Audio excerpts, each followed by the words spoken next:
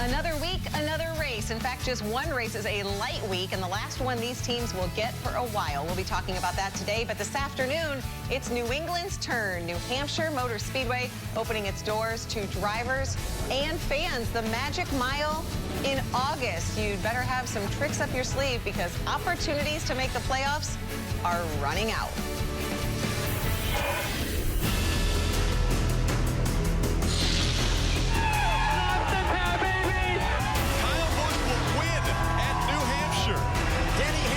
For the third time, he's the winner here at Loudon. Kevin Harvick lands the last punch over Kyle Busch. We're going to have a side-by-side race to the checkered flag. Kevin Harvick will win.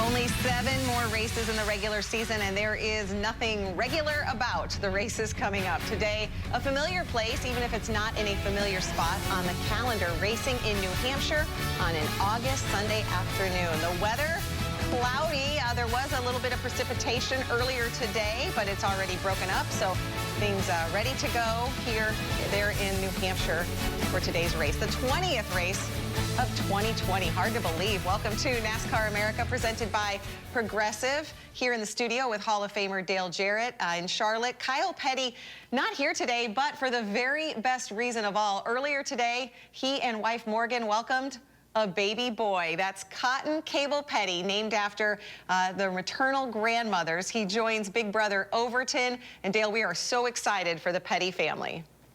Oh, we're really excited, especially for Kyle and Morgan. Another son come along, maybe another race driver. Who knows? KP, though, that happened at 8:40 this morning. You had plenty of time to get here. You're just here in Charlotte, but we'll give you the day off. Yeah, so special indeed, and we're really excited. Of course, we'd love to just talk about Baby Petty, but we do need to talk about racing. In New Hampshire, teams, by the way, and staff under modified quarantine, which means they are to go straight from the airport or hotels to the track. And Dale, now that we're into August, is it safe to say drivers have never seen a month like what they'll face in the next 30 days? No, not a month like this with what they have coming up. It's been a year that they've never seen anything like it, and they're still trying to adapt to all of these rules and everything that they have to do. But just look at the month of August here. Now, there's 5 weekends in here, but there's 7 races. Had 2 doubleheader weekends at Michigan and Dover, so and then a road course that nobody's even seen. So it should be quite interesting, especially those drivers that are around that bubble trying to make their way into the playoffs. Well, and because we show the calendar there, keeping with some calendar news, IndyCar's doubleheader at Mid-Ohio next week has been postponed out of precaution for traveling amongst COVID. But back to today, I know Dale Earnhardt Jr., he's going to join us later in the show to talk about the racetrack. Dale, for you drivers, why so much anxiety over the first few laps specific to today? You know, Krista, whenever we talked about coming back and starting to race in that first race at Darlington, I thought, how much more difficult could it possibly be for these drivers to jump in, no practice, no qualifying, just get in the cars and go race at Darlington? Well, I found this match and maybe something a little bit more as I've talked to a few drivers this week. They have put PJ1 down in a couple of the lanes on this racetrack. There have been no other races and no other cars on this track all weekend. So these drivers are very concerned about what might happen here in these first couple of laps. So should be very interesting to watch. Could be something that really impacts the playoffs too. Well, I'm glad you mentioned playoffs because the playoff pressure has gotten more intense over the last 3 races. Some drivers have been able to claim their golden ticket. I know you mentioned risk versus reward. Dale, is there anything left to say about today's race specific to that phrase? Well, I think, yes, there is. So this is a racetrack that's very hard to pass on. So as a driver, what you're wanting, the best thing besides a good handling race car is for your crew chief to have you on the right strategy that's going to put you up front with an opportunity to win the race at the end. I think that could at times, though, put you back in the middle of the pack. And so you're going to have to really show some patience throughout this day. Difficult track to pass on. How much are you willing to push the issue on these restarts to get a couple of positions so that you might get up up there and find yourself in the mix for a win. And some of these drivers that are sitting outside that playoff bubble right now, what are they willing to risk as we get into this race? It should make it for a fascinating afternoon to watch. And could we have a different winner to join in there and really shake things up? Well, and that's what we've seen the last few weeks. I mean, the desperation goes up as the weeks to make it in sort of fall out. And we've definitely seen these last few weeks some big names have their hopes take a hit.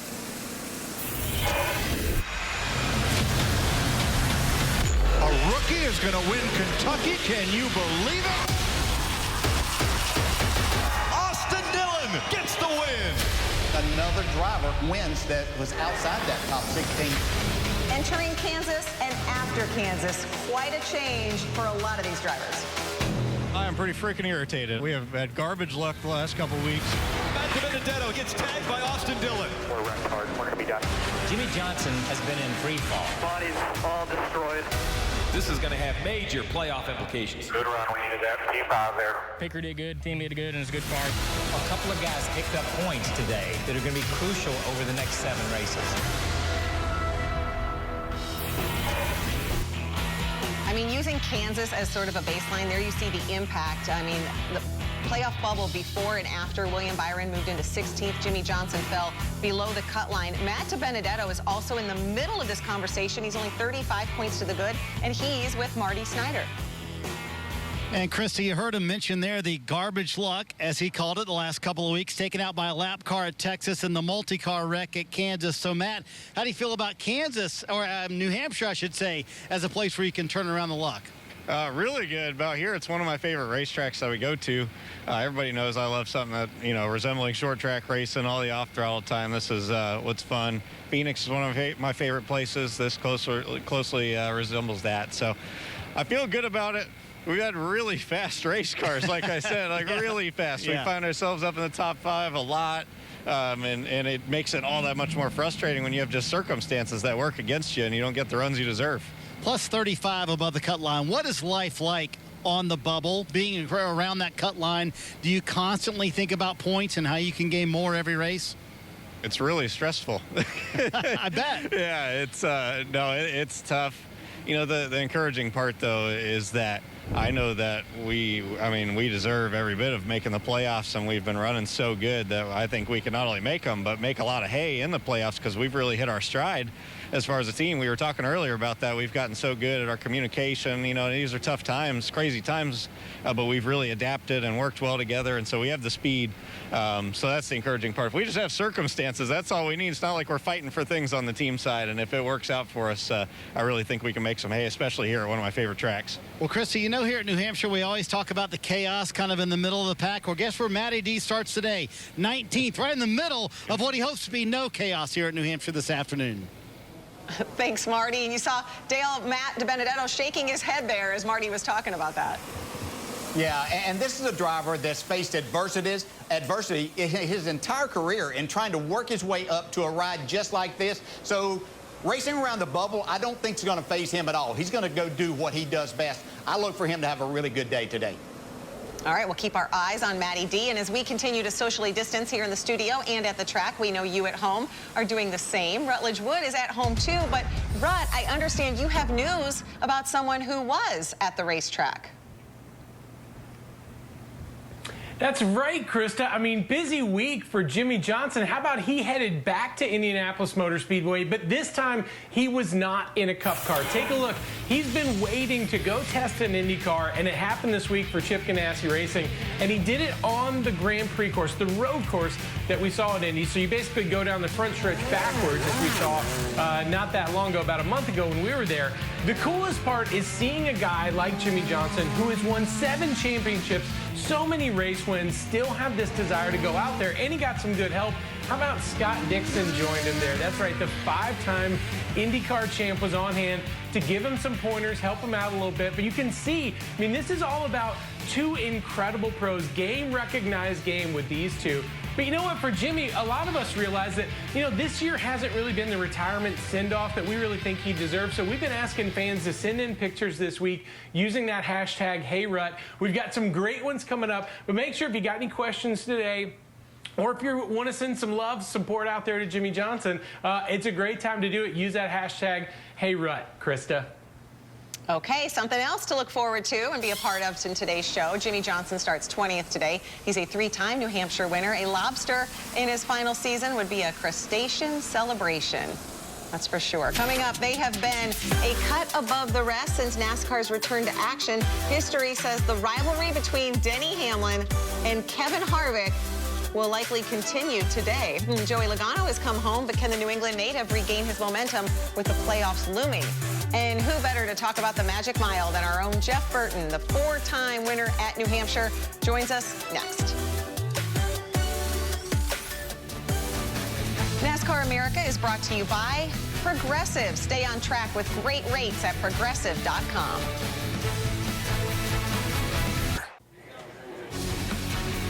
Next weekend, the Cup Series will race twice for Michigan International Speedway, Saturday and Sunday on NBCSN. Race coverage begins at 4 p.m. Eastern. Saturday, we'll also have Xfinity Series coverage from Road America. That's on NBCSN starting at 11:30 a.m.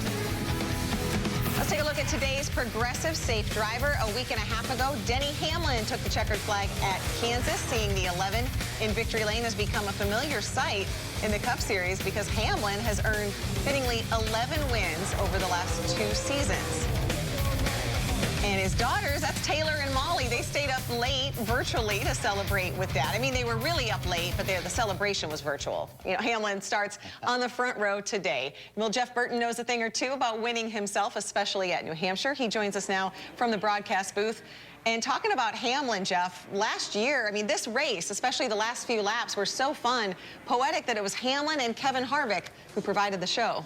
Yeah, it makes you wonder if we're going to see something similar to today. That race last year I thought was fascinating. You know, Hamlin got to him, was faster, ran him down, got to him in turn 1, and then moved him up the racetrack, but wasn't able to complete the pass. And then I thought Kevin Harvick did one of the smartest things I've ever seen. But let's go back and kind of relive this. Here's Hamlin, a little bit of contact. Harvick up the racetrack, but it really put Harvick in almost a preferred lane. And then Harvick did something I wasn't expecting. When he ended up clearing him, he actually went to the bottom of the racetrack. And I think that surprised Denny. I think Denny was willing to give him the bumper again, but he couldn't because he went to the bottom, and then Harvick ran him up the racetrack. Just 2 really smart drivers going at it. I thought it was fascinating to watch, and we've seen it this year again. And I think one thing that's cool to me about this rivalry is Kevin Harvick's 44 years old. Denny Hamlin's 39 years old, and we're seeing late in their careers this really cool rivalry pop up, and I think this could last not only this year but into the future. Hey, Jeff, as you talk about those 2 drivers and the battle they had, and I think about one other driver that gets around and makes passes, those 2 drivers and Kyle Busch seem to be the ones that can make passes at this racetrack and get themselves to the front. But none of them ever did what you did, and that's lead every single lap. Nobody passed you that day. What's the trick and the best thing that you did and found out to get around this track and win 4 times? Well, it's funny. Kevin Harvick and I were talking this morning, and you know, I said to him, hey, what's the key to the day, right? And what he said to me was get turned before they do. And that's just as simple as it is. It's been the same as for 50, 60, 70 years, right? If you can get your car to rotate in the middle of the corner and get pointed so that you're aimed in the right direction when you go to that throttle, that's the key to New Hampshire. And when you can do that, that's when you can pass. I do think, though, Dale, I think completing a pass is harder today. I think with that second and third lane being the preferred lanes, when you drive underneath someone, the fight has just begun. When I was winning those races and you drove underneath them, it was over. You had that spot. So I actually think that although this track has created more side-by-side racing, it's actually made it much more difficult to complete the pass. Yeah, good point. Jeff, we saw something come out here just recently with Bubba Wallace, and he's been in the news a lot and for a lot of great reasons, having a really good season. But it was announced that this Petty Motorsport, they're trying to sign Bubba to a longer-term deal. His contract's up at the end of this year. But along with just signing him as a driver, they're talking about partial ownership of this team. Well, DJ, what that tells me is there's a market for Bubba Wallace, right? So if you're going to hire Bubba Wallace, why come to my team? Is it about competition solely? Is it about something bigger than competition? Can we build this team together? So this sounds like to me an opportunity that's been given to Bubba that he will have to think about very, very hard. Can I win races here? Can we move the ball and make this a very successful organization like Petty Motorsports is used to being, right? And that's going to be a difficult decision for Bubba, but what a great position to be in, to have choices. And when something like this comes along, that tells me that other people are calling Bubba Wallace. There's interest in Bubba Wallace. And I think some of that has to do with the performance of this year, right? Everybody's kind of been, as it happens to all drivers, everybody's been kind of watching and waiting. Okay, what can Bubba Wallace really do? This year, in certain races, Bubba Wallace has stepped up, and he's shown that he can run well, that he can perform in these Cup cars. And now you have a young driver that you can sell to sponsors some blue sky, right? There's good future coming. There's an opportunity coming. That's what happened to me in my career. Roush Racing went and said, hey, look, we got this young driver. He hadn't really had huge success, but he's done enough where we believe he can succeed in the future. You're selling blue sky, and Bubba's performance this year has helped all teams do that in regard to sponsorship.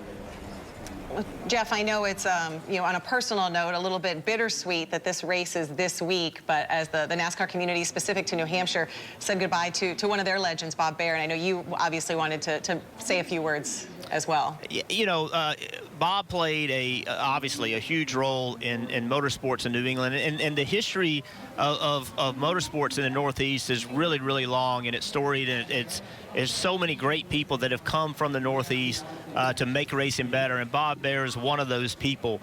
Without Bob, racing is not, in my opinion, as big as it is right now in New England. He did all the things necessary to bring that race, and we're going to watch today. Without Bob, we wouldn't be in New Hampshire today, most likely, and he played such a huge role in moving the sport forward, but also did it in a wonderful way, a very kind person. The very first time I went to New Hampshire Motor Speedway, I felt like I was a guest in his home. He extremely welcoming, loved having us there and treated us accordingly. And they set the standard, in my opinion, for treating the teams and the fans in the right way right off the beginning. Well, it's nice to see that signage and those tributes there today. And we'll be watching and listening to you, Jeff, in the broadcast booth. I know Steve Letart's going to want to share some thoughts on Bob Baer as well. Steve, being a New England guy, you can expect that in today's race. The NASCAR community also lost Hall of Famer Morris Petty this week. Our thoughts with the families, two legends in the sport.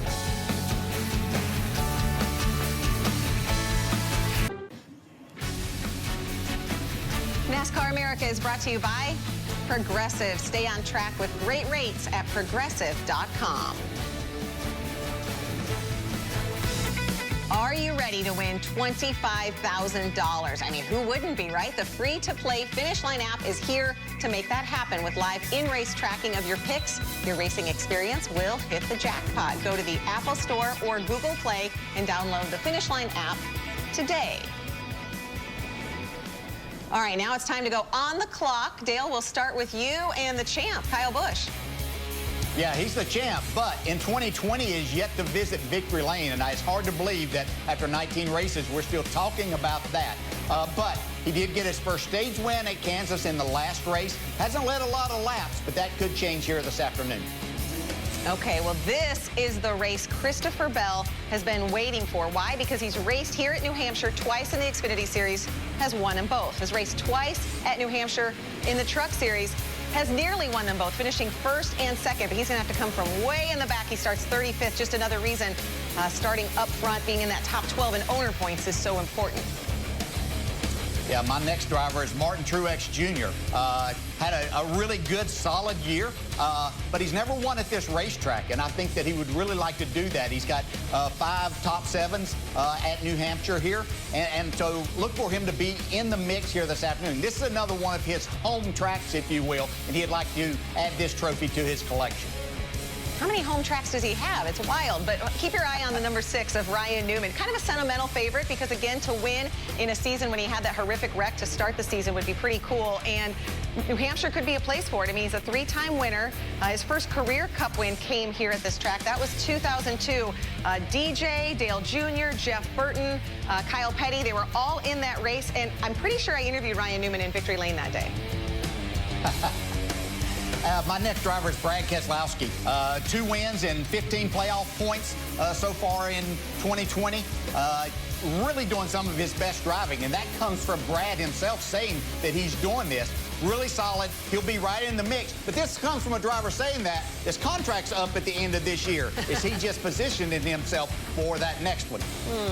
Marketing. Well, you can't go to New Hampshire and not mention Ryan Preece because he grew up in Berlin, Connecticut, just about 3 hours away. Last week at the Kansas, he stopped that streak of finishing last. He did have a hard crash, but he's got kind of that monkey off his back, that dubious honor, if you will. Ryan Preece, certainly a fan favorite at New Hampshire. Another New Englander to watch is Joey Logano, who's had a hit-or-miss season so far. Can he get back on the winning track at home? We're going to hear from him coming up next on Countdown to Green.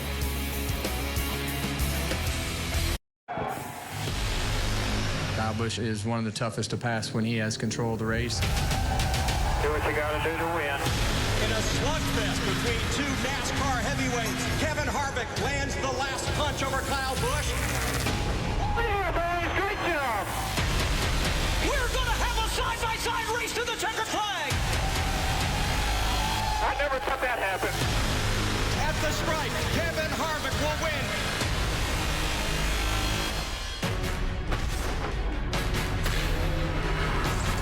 Welcome to Countdown to Green, presented by Sonic, as we get ready to go racing in New Hampshire.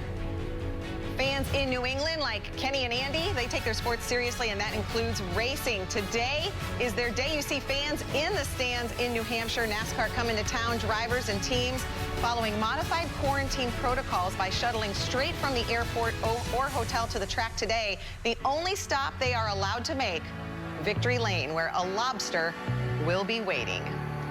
Speaking of lobster, the menu. Let's see what's on the menu, presented by Sonic. The luck of the draw still holds for Eric Almirola. He will start on the pole for the 3rd time this season. Remember, the top 12 in owner points get the first 12 spots by draw. Speaking of thirds, Kevin Harvick going for his 3rd straight win at New Hampshire. He rolls off from 7th on the grid.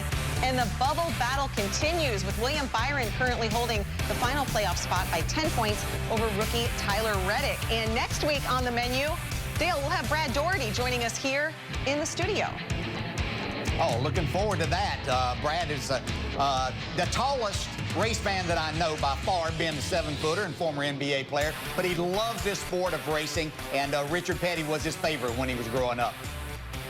He's enthusiastic, that's for sure. We're going to have a lot of fun with him starting next week. New England native Joey Logano is playoff bound with 2 wins in his pocket. But for much of this season, inconsistency has hurt him and the 22 team. What will it take to put it all together today? Parker Kligerman, also at the track today. He's with Joey now. Well, Krista, you bring up a good point. Those 2 wins happened before the COVID break. Since then, Joey Logano, you guys have been very hit or miss in this 22 car. So I think everyone's wondering, what's going on? Man, we had that question there for a little bit, but I think we're starting to kind of make that curve a little bit and trying to start to understand where we've been missing a little bit. We've got some speed back the last few races, but it's kind of like what happens next, right? A flat tire last week. So it's just little things like that have been happening, but I'm confident in the speed that we're building inside of our Mustang right now. So hopefully we're able to keep that today with our AAA Mustang and run up front. It's my home track, so this means a lot. This track for me is as big as winning the 500 for me, so I want to make it happen. You do love getting that lobster. Let's talk about today. We've got PJ1 on the bottom. We've got it in the 3rd groove to the 5th groove, and not right there in that center groove. How do you choose where to run, and what are you going to do early on? I think that's on everyone's mind. Well, I think if you look at the last few races when they've had this PJ1 on the bottom and on the top, it seems like the top groove's been pretty dominant for the first part of the race, and it seems like it starts to wear off a little bit and the bottom comes back later. But we also have smaller spoilers. Passing should be easier for that reason, and there might be more fall off for that reason as well. We'll have to wait and see. Like I said, none of us know. Tire's different as well, so there's just so many unknowns until we get out there and run these first few laps, get to the competition caution, understand where our balance is, what the fall off is, how the strategy of this race is going to work out, and how hard or easy it will be to pass. There's as much unknowns, or maybe more unknowns here than there has been all year. Krista, there's a lot of unknowns, but one thing I take from this, there's a lot of confidence in this 22 car right now. Yeah, I heard the word confidence, Parker, but then I also heard Joey just tell us that more unknowns than any other racetrack. I mean, Dale, as a driver, okay, I don't know what you take that, but can Joey be a factor when it talks to battling Harvick and Hamlin? Yeah, he certainly can. And I think there's three things and three reasons that I look at he can be that. He's a former winner at this racetrack, and even though the track may have changed a little bit, he still knows how to get the job done there. He's got a crew chief in Paul Wolf that's willing to take risk and put him in a position late in the race, much like he did at Phoenix on this very same tire where they got the win earlier this year. And I think when you look at Joey Logano, he's a competitor. He understands what winning there means to him and to his family. So look for him to be right there today. Yeah, you see the Joey flag flying. A lot of New England fans rooting for their hometown boy. Coming up, Dale Earnhardt Jr. is going to join us. It's time to talk rivalries. Nate Ryan's going to take us deeper into the one that's dominated the headlines all summer. Countdown to Green is brought to you by the Lemon Berry Slush Float for $2.99 only for a limited time at Sonic.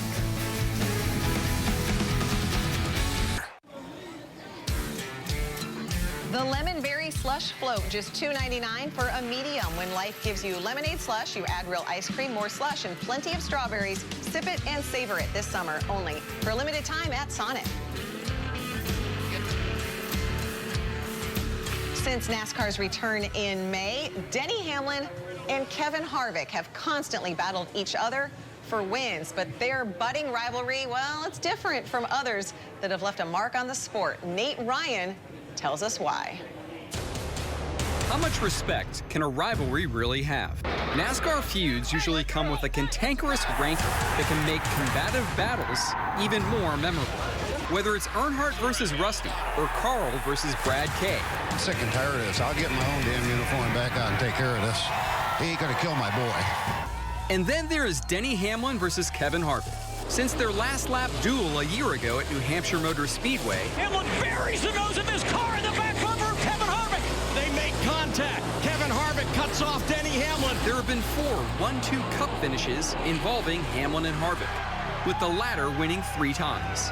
For the past 2 seasons, they are nearly equal in victories and top 5 finishes, which are among the many parallels between their teams. Their crew chiefs have known each other for 25 years. They started together in go-karts and now direct the 2 best teams in NASCAR's top level, whose shared respect is abundantly obvious.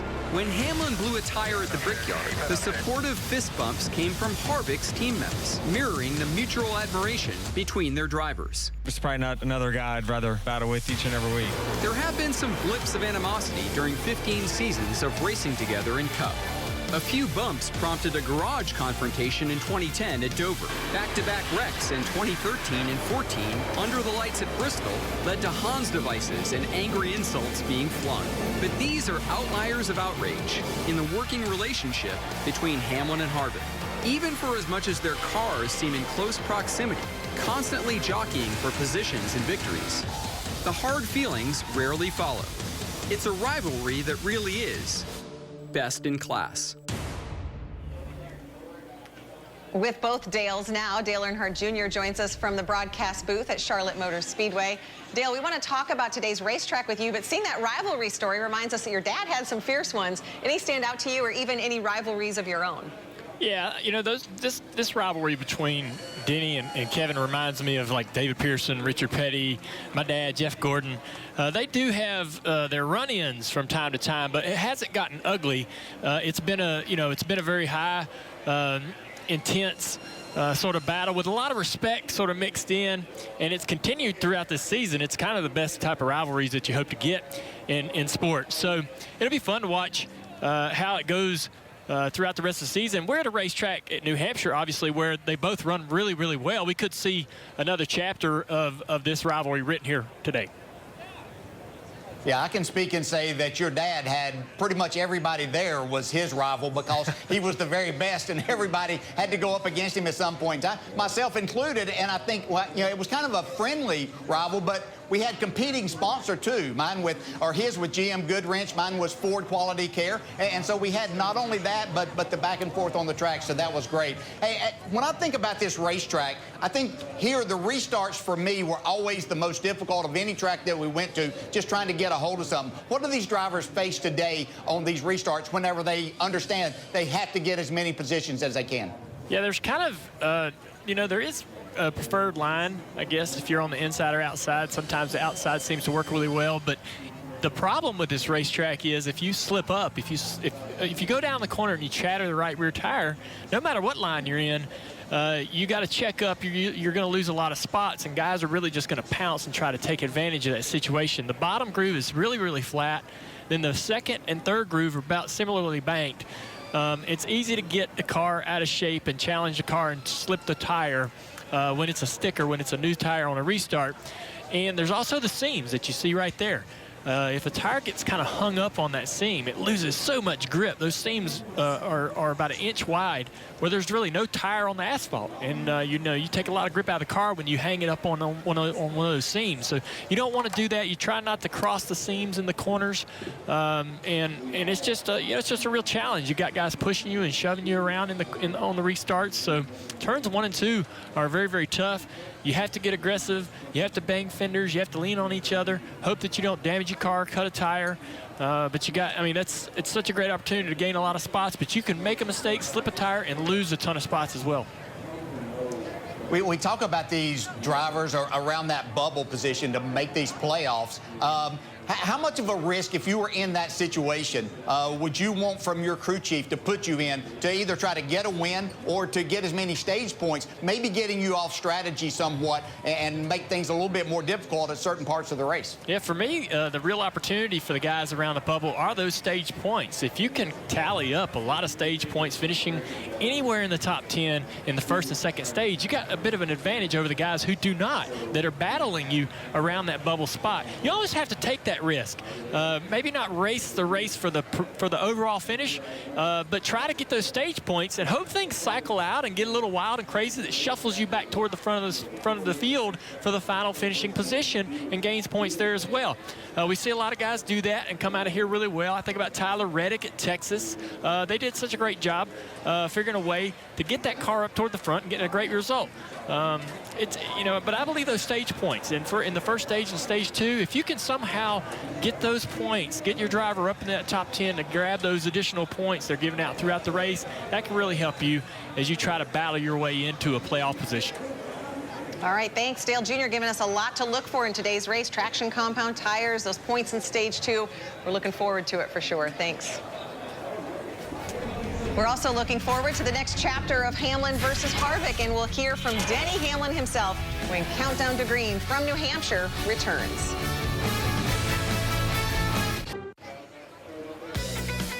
Are you ready to win $25,000? The free-to-play Finish Line app is here to make that happen. With expert analysis, your racing experience will hit the jackpot. Just go to your Apple Store or Google Play and download the Finish Line app today. We're all about the money, from $25,000 to how about the $10,000 you get playing NASCAR Pick'em on the NBC Sports Predictor app. Dale, you make picks every week, and I mean, you got one right last week, 1 of 3. Yeah, 1 out of 3. If I were a hitter in Major League Baseball at 333, that'd make me millions of dollars, but that's not very good at doing my job here, trying to pick these winners.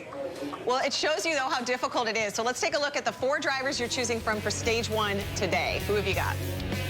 Well, when you look at this, I think Toyota's going to have a big day here. And when I take a Toyota there, Eric Jones is my man in stage 1. Okay, what about stage 2? Here are the 4 drivers. Oh, gosh. Well, there's no Toyotas there. So I'll take the guy that won here his first race in a Toyota at that time. But I'm going with Joey Logano for stage 2 out of this 3. That's a good pick. Wait till you see stage 3. Look at these choices. Oh, yeah, I want all of them. Why can't I got to pick 1 out of this? Okay, well, there's 3 Toyotas there. Kevin Harvick's won the last 2. I'm going with Martin Truex Jr. today. He hasn't won at this track yet, but I think today might be the day. Okay, well, we'll see what Denny Hamlin, Kevin Harvick, Kyle Busch have to say about that. We will wrap things up on Countdown to Green when we come back.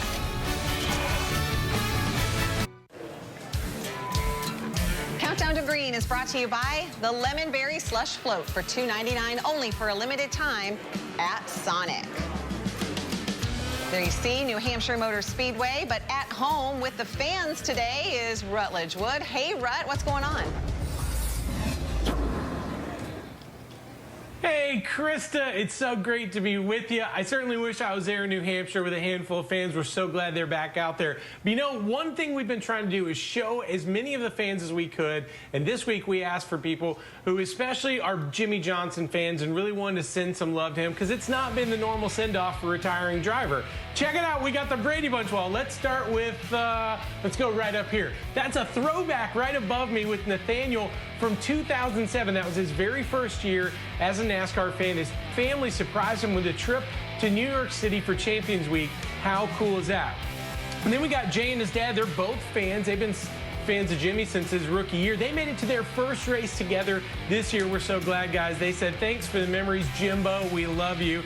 To my right, we got Linda and Tristy showing their love for the 48. They've got matching tattoos. These gals are amazing. We've also got the daddy-daughter combo that Nikki sent in. This sweet pair, they are 48 fans, and they took this picture at Phoenix. They're hoping to get back there in November. We're hoping y'all get back there too. Now, right down here, we got Dean's son. He's a huge fan, and that's why he dressed up like Jimmie Johnson. He said he wants to be just like him. So here's what I'm going to tell you, Dean. Your son needs to be a champion and then marry a dirt bike riding supermodel, and you two will be just like Jimmie Johnson. Michaela with her tattoo. We've got over here, we've got the 48 costume. They look amazing too. And Mind's Eye, she didn't have a picture with Jimmy, but she sent her puppy, and that's adorable. We love you guys. Welcome to the Brady Bunch. Use that hashtag HeyRut today. We're going to try to get as many people in as we can. That's awesome, Alice. Thank you so much for that. And, you know, the racetrack helping out, too. They gave Jimmie Johnson some gifts, a musket, and named a 5K trail near the track after Jimmie Johnson. Marty Snyder is there at the track, and he's with another driver who's definitely one to watch today. That would be Denny Hamlin. And so when we talked to Denny Hamlin on Friday, I couldn't tell that he was too excited to start on the front row. So a lot of questions. Denny, new tire. The PJ1 is brand new. First cars on the racetrack. So how concerned are you about the first lap, and how will you play that first lap from the front row? Yeah, I'm not really sure. The level of commitment will be there, but it's just a matter of whether the grip level will be there to accommodate it. But no, I mean, we're not going to win on the first lap. So, yeah, I think we'll probably tiptoe a little bit and make sure we've got a car that can stick around at the end. But I'm sure we'll figure it out. We've been really progressing through these races really well with our FedEx Camry and keep getting better as the race goes on. So hopefully today's no different from that. Yeah, what did Joey Logano say earlier today? More unknowns than any race this year. Denny Hamlin trying to add another win sticker to that 11 car, Krista. Yeah, that lack of grip or just the unpredictability, Dale, is going to be wild going into turn one. That's exactly right. That's why don't change your channel. You've got to see the start of this race. But Denny Hamlin is so good at these type tracks because he doesn't make the tires mad. He doesn't apply a lot of brake, and is really good with the gas pedal. Watch for him to be right there once again today. Well, we have heard from the drivers a lot of anxiety about jumping out on this flat 1-mile track without any laps, a whole lot of traction compound. Marty Snyder and Parker Kligerman are at the track. It is a sprint to the finish as the seats available for the playoffs, they are being taken away. When the music stops today, who will it be in victory lane? Jeff Burton, Dale Earnhardt Jr., Steve Letarte, and Rick Allen. They have the call for today's race from New Hampshire. They will take over when we return.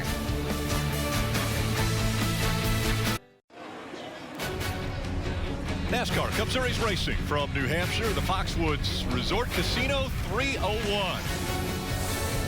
While all of the magic will be taking place at the Magic Mile, we are here at Charlotte Motor Speedway. So I have Dale Earnhardt Jr., Jeff Burton, a 4-time winner at the Magic Mile, Steve Letarte, our crew chief. Steve, I want to start off a little bit of a change for this race. The stage lengths are different. So how do you bring your strategy from a year ago to this race when everything's changed? Rick, it gives me a headache. NASCAR, just trying to continue to improve this for the fans, has decided, you know what? We're going to change that second stage. We're going to make it a little bit longer, force the crew chiefs to make a little bit more of a strategy call. What this does is takes all your notebooks from New Hampshire Motor Speedway and throws them in the trash. This is a track that we have seen tires matter. We've seen track position matter. It's already a race that gives crew chiefs anxiety about what they do. It's only 301 laps, but they go by in such a blink of an eye. How do you absorb? How do you consume this race? all that information from all those years, Rick, they're useless. All these crew chiefs will be figuring it out on the fly today. You mentioned anxiety for crew chiefs. How about drivers? All right, guys, you're going to be thrown into turn number 1. No one has been on the PJ1 yet. And remember, there was chaos last year in practice, and there was no practice here at New Hampshire. Yeah, it's hard to imagine this far into the year we're talking about this many unknowns, but that's what we have today. New Hampshire historically is very slick, taking off, and that's been made even worse with this traction compound. And it's a cool day in New Hampshire, so we really don't know how that's going to affect the cars, but we do know last year in practice it was chaos. Yeah, drivers wrecked a lot of cars in practice last year. No practice this year. So what will they do? We've talked to drivers. They're very nervous about getting down in the corner. That traction compound is very, very slick until there's a lot of laps on it and a lot of heat that makes it sort of activate and start to work. So I think these guys are going to be on their toes getting into the corner for the first several laps of this race. And as they get wider and wider, higher up the racetrack in turn 1 and 2, turn 3 and 4, we're going to see more of this today. So a lot of damage. Again, that was in practice from a year ago. No practice, no qualifying. They will line him up as was decided on Thursday by the random draw. And imagine the fact that Eric Almirola for the 3rd time has got the pole. So it should be interesting. Denny Hamlin will start beside him for today's race. Let's go back trackside for pre-race ceremonies. Ladies and gentlemen, at this time, we ask that you please rise and remove your hats as the New Hampshire State Police Drill Team presents our nation's colors. Last week, we lost 2 true NASCAR pioneers with the passing of New Hampshire Motor Speedway founder Bob Baer and legendary crew chief and engine builder Maurice Petty. Their commitment and dedication to the racing community will leave a legacy never forgotten. Please join us in a moment of silence to recognize Bob Baer and Maurice Petty.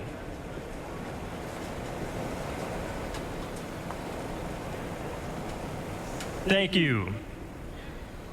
Please remain standing as Alec Kindred, director and founder of the New England-based aviation ministry Propelling the Gospel Missions, offers today's invocation. Let's pray. Dear Heavenly Father, we come before you today as one nation under God. We pray today for the drivers and their families of this great sport. It's the only sport that promotes unity and the power of prayer before every event. We think today on the legacy of Bob Baer that has made a lasting impression, that exemplifies your love and your goodness that is offered to all of humankind. We thank you for all that you're doing in our lives. We just pray for today's events, and we are careful to give you all the praise and all the glory. In Jesus' name, amen. And now to sing "O Canada," followed by the Star-Spangled Banner from Linfield, Massachusetts, your official anthem singer of the Boston Bruins, Todd Angeli. O Canada, our home and native land, true patriot love in all of us command. With glowing hearts we see thee rise, the true north strong and free. From far and wide, O Canada, we stand on guard for thee. God keep our land glorious and free. O Canada, we stand on guard for thee. O Canada, we stand on guard for thee. Oh, say, can you see by the dawn's early light what so proudly we hailed at the twilight's last gleaming, whose broad stripes and bright stars through the perilous fight o'er the ramparts we watched were so gallantly streaming, and the rocket's red glare, the bombs bursting in air, gave proof through the night that our flag was was still there. Oh, say does that star-spangled banner yet wave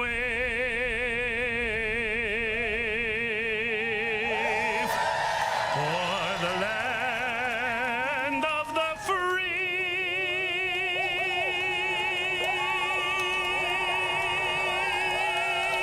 and the home of the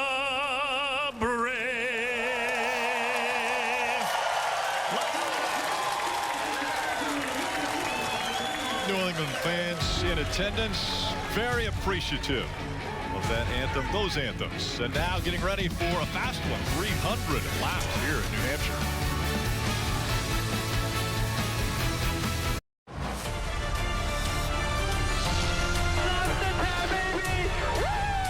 Kyle Busch will win at New Hampshire. Kansas will have the pleasure of hoisting the lobster. Yes, sir, DH. That's what I'm talking about. Nice work, guys. Kevin Harvick, he will win at New Hampshire. He takes the checkered flag. At Martinsville, it is the grandfather clock, but unique trophies probably don't get any more unique than when you come to New Hampshire Motor Speedway and you win a lobster for winning this race. Let's find out some of the stories before we get the command. We start off with Parker.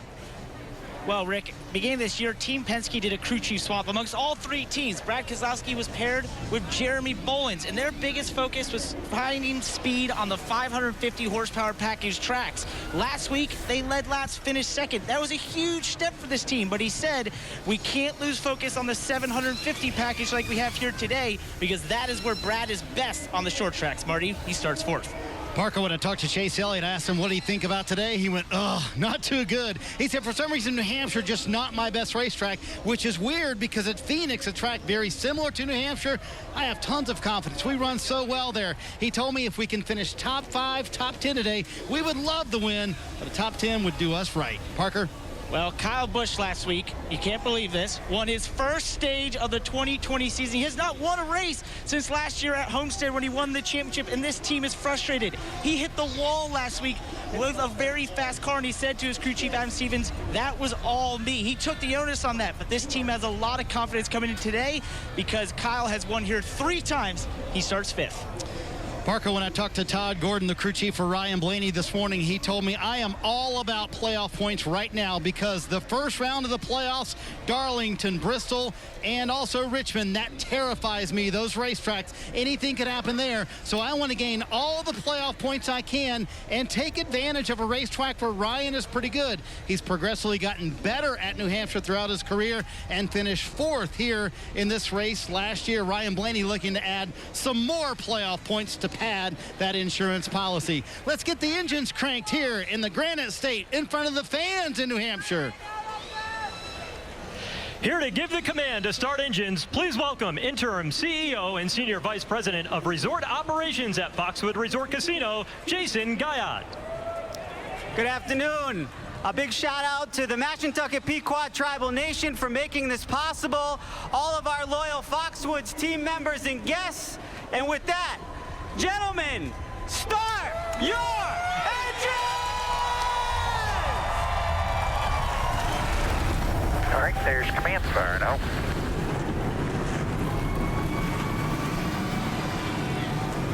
And I love to hear the roar of the crowd when a great command is given. We just had one there. Speaking of great, a guy that's been great here, going for 3 in a row, Kevin Harvick. We'll talk to him next.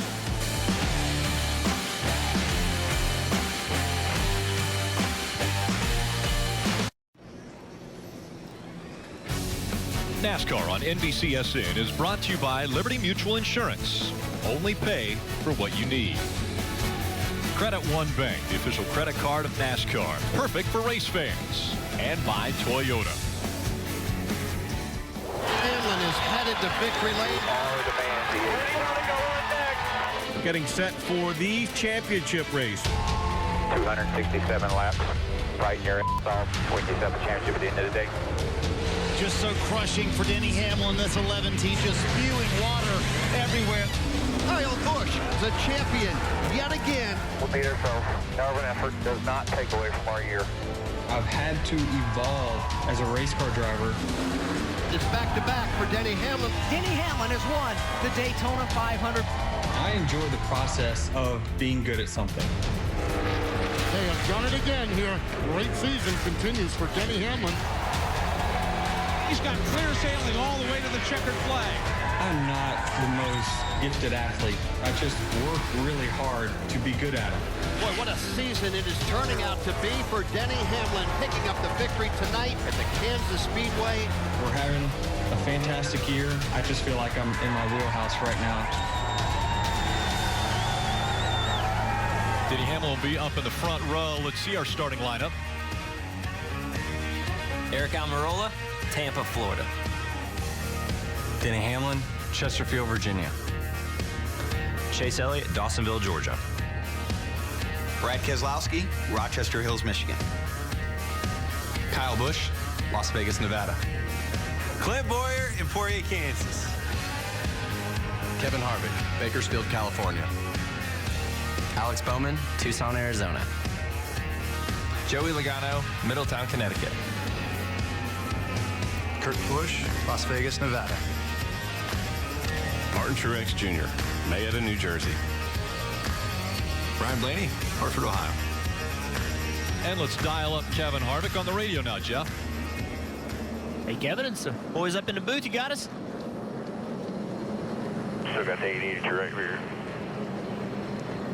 Sorry, he and his spotter working together there. Let's try him again. Hey, Harvick, you got us? I got you. Man, you're going for your 5th win and 3rd in a row here at New Hampshire. Tell us what's going to be standing in your way today. You know, it's the same old thing, Jeff. You just got to turn before they do. We got to get a good feel for our car as we go through this traction compound throughout the day. Figure out where we're running, what our car's doing, and try to keep up with the track. Been a lot of conversation about the traction compound, and everybody's nervous about taking off here on this first green. What's your concerns about that? Yeah, I think just making sure we don't hit anything. I think that's the main concern. So, you know, I think wait for that thing to rubber up, really try to make sure that, you know, you have a good understanding of where your car is at the end of this first little run here. So it'll be interesting. I know it'll be slippery once we start with this fresh batch of PJ1 on the racetrack. So we'll slip and slide for a little bit and see what we've got. Well, thank you, Kevin. I know we talked to you there when you're coming down pit road. You're multitasking, getting your pit road speed as well as talking to us. We certainly appreciate it. Good luck today. Not a problem. Thank you, guys. Multitasking. We'll ask Junior and Steve to do that as well. Give us the onboards today, guys.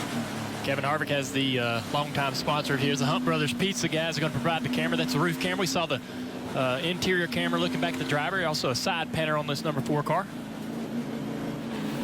22 of Joey Logano has a Goodyear onboard camera. Also has this great shot looking back at Joey in his cockpit working. Toyota camera on board for Kyle Busch. Can he get his first win of the year at New Hampshire today? Looking at the side panel. Front row, good view right here in the Coca-Cola onboard camera with Denny Hamlin. This could be a good view for that start, Rick. Nothing in front of him except for clean racetrack. A lot of conversation about that racetrack. Another guy that has a great view is Rutledge Wood, because he is watching from home, watching the broadcast, and is a part of our broadcast. Isn't that right? Hey, Rut.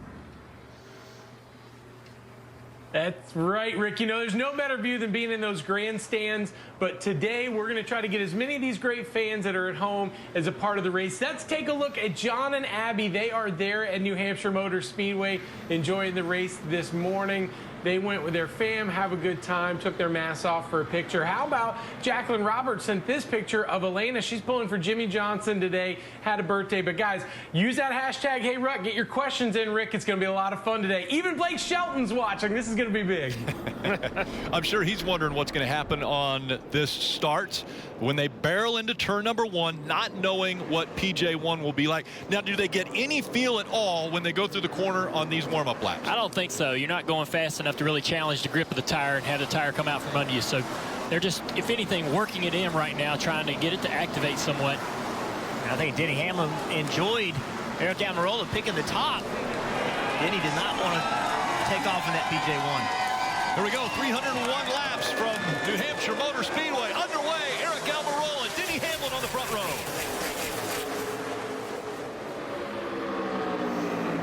And a great start for Eric Almirola as he barrels into turn 1 and 2. Brad Keselowski follows him in there. A little bit easier for the 11 of Denny Hamlin. He doesn't go in as hard. And then you see the 14 of Clint Boyer trying to fight for that third spot right now. Well, listen, these drivers are going to find out about the grip. Oh, we got one out of the groove up there at 14. And Clint Boyer, he's talked ever since we came back racing that qualifying is important. He started today very high up, losing spots already, doesn't want to give up that good track position. This car jumped right out of that groove like a lot of cars we saw do that last year. These guys still really aren't challenging this track. Not yet. They're going to work their way up to it. Without any practice, they have to go out there and kind of tiptoe around here. Easy, easy. And work their way up to the speed. Lean on that right rear tire. Kyle Busch has moved up to the 4th position in that yellow number 18. You know, Denny did have a very cautious start, but he's sitting in a position right now where he's got a car in 1 piece with an opportunity to still win this race. Sometimes you got to take those sacrifices. Great battle right here for the lead. Almirola is on the outside in the 10. Brad Keselowski trying to take the lead away. Oh, one car on the up inside. Kurt Busch having an issue into turn 3. Almost a dead heat for the lead as Keselowski with the advantage now, and he will take the lead in New Hampshire. We see it all the time with these Penske Fords. They fire off fast on the short run. Be interested to see if they can hang on as the run goes on. See what happened to the 14, and now we see the 12 of Ryan Blaney was moving up the racetrack a bit as well, but looked like Denny got into the side of the 14. Pushed the 14 and Clint Boyer up the racetrack. Denny chasing his car. Here's the side panner. Oh, good contact there. Not too bad. Sure, Boyer's not happy about it, but nobody hits the fence. That's the big thing early in the race. You don't want to get spun out hitting the fence. so now Keselowski pretty much staying right in between the two traction compound lines as he went through 3 and 4. All right, 18's trying to pass the 11 here. Denny Hamlin. Now Boyer's back to the bumper of the 11 car. Denny Hamlin that shoved him up the racetrack. I wonder if this early in the race, if he's still a little upset about that. Denny fights back though on the outside of his teammate Kyle Busch down the back straightaway. You heard Kyle have to get out of the throttle. He was leaving the corner. Car did not stick. Had to get out of the throttle. That allowed the 11 car to get that position back. Right there on the corner exit is where Kyle Busch is having an issue. And that's probably that traction compound starting to come in that outside lane, that second lane.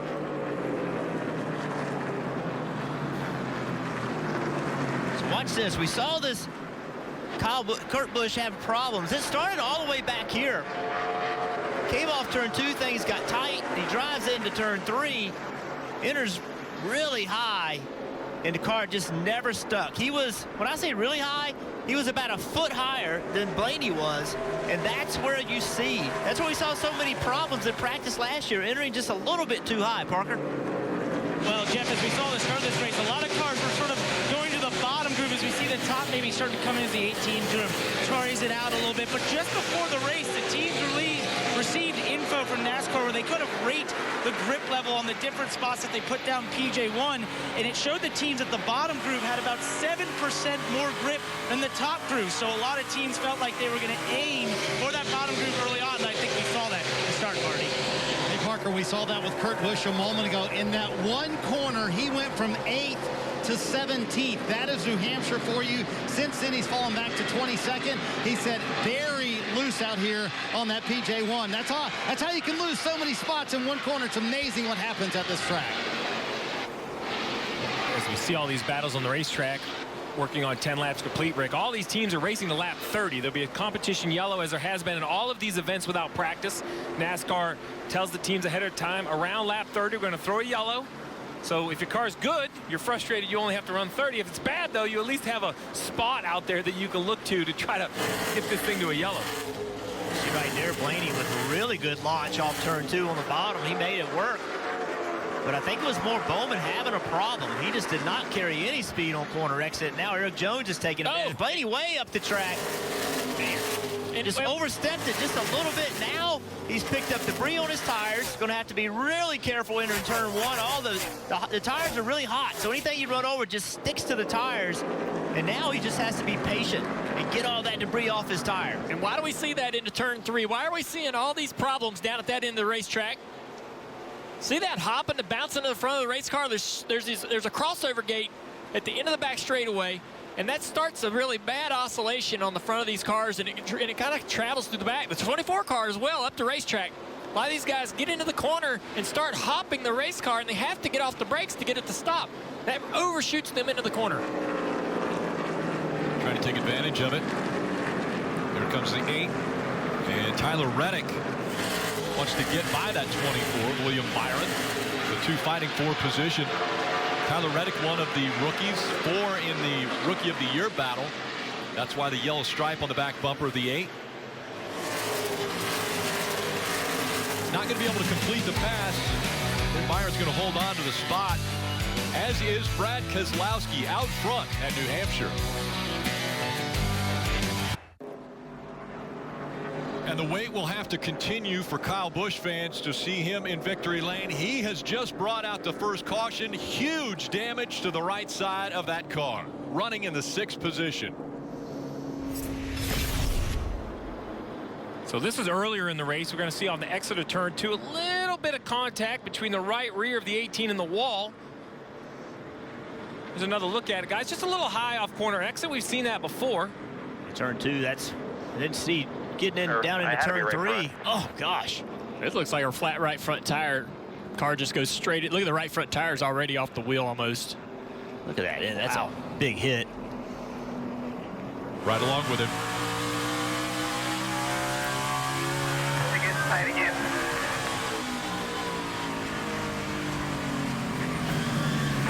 We got a flat, and we're in the wall. That's a helpless feeling as a race car driver. There's absolutely nothing you can do. You're trying to slow the car down to lessen the impact. Just absolutely nothing a driver can do at that point.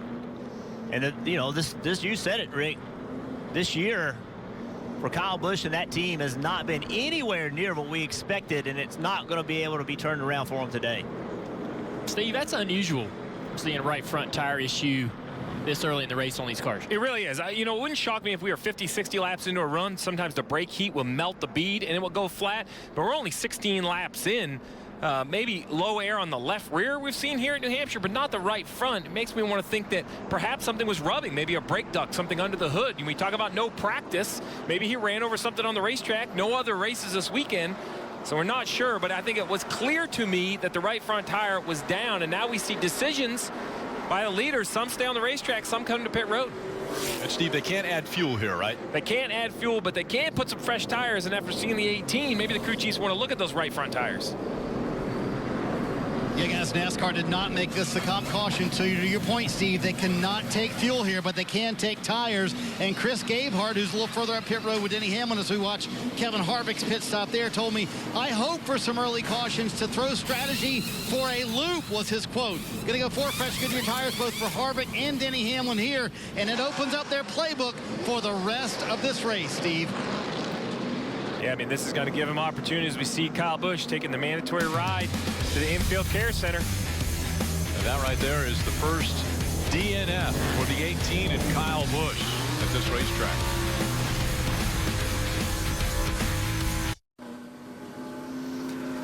Go inside the headset with access to NASCAR Scanner. You can listen in on pit strategy, spotter communication, crew chief calls. The monthly subscription starts at just $2.99. Visit NASCAR.com/scanner to start today. Today's aerial coverage brought to you by Geico as we see the cars 2x2 once again getting ready for the restart. And Rick, playoff implications. Eric Jones running in the 9th position comes to pit road, pits outside of his pit box. That is a 1-lap penalty. Here he is being held. We talked to Chris Gale this week, and he said pit mistakes, penalties are killing us. And here it is once again at the start of a very short race. The 20 car going to spot the field a lap. Yeah, he said they keep losing points because of mistakes. This time it's the driver. Green flag back in the air. Frank Kozlowski has chosen the outside line. Eric Almirola on the inside. They fan out as they go into one.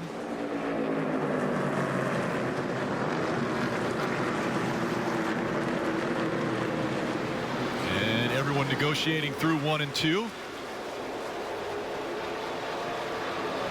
These are those restarts as we see that white number 11 of Denny Hamlin on the bottom, the 4 of Kevin Harvick back another lane up top. They came to pit road. They have fresh tires. They couldn't add fuel. This is probably a strategy call, trying to get some track position. It'll be interesting to see how much these tires help them. Currently, kind of taking their time, which doesn't surprise me. Drivers, right? New tires. It takes a lap or two to feel great. Yeah, it does. Hamlin pitted from 3rd position. He was running it all the way up in 3rd. Gave up that track position to get 4 tires. You see Boyer and Harvick right there at the front of their shot. They pitted from 5th and 6th. 3 wide. And it looks as though that one of Kurt Busch is going to continue to fall back. Marty, what's going on down there on pit road?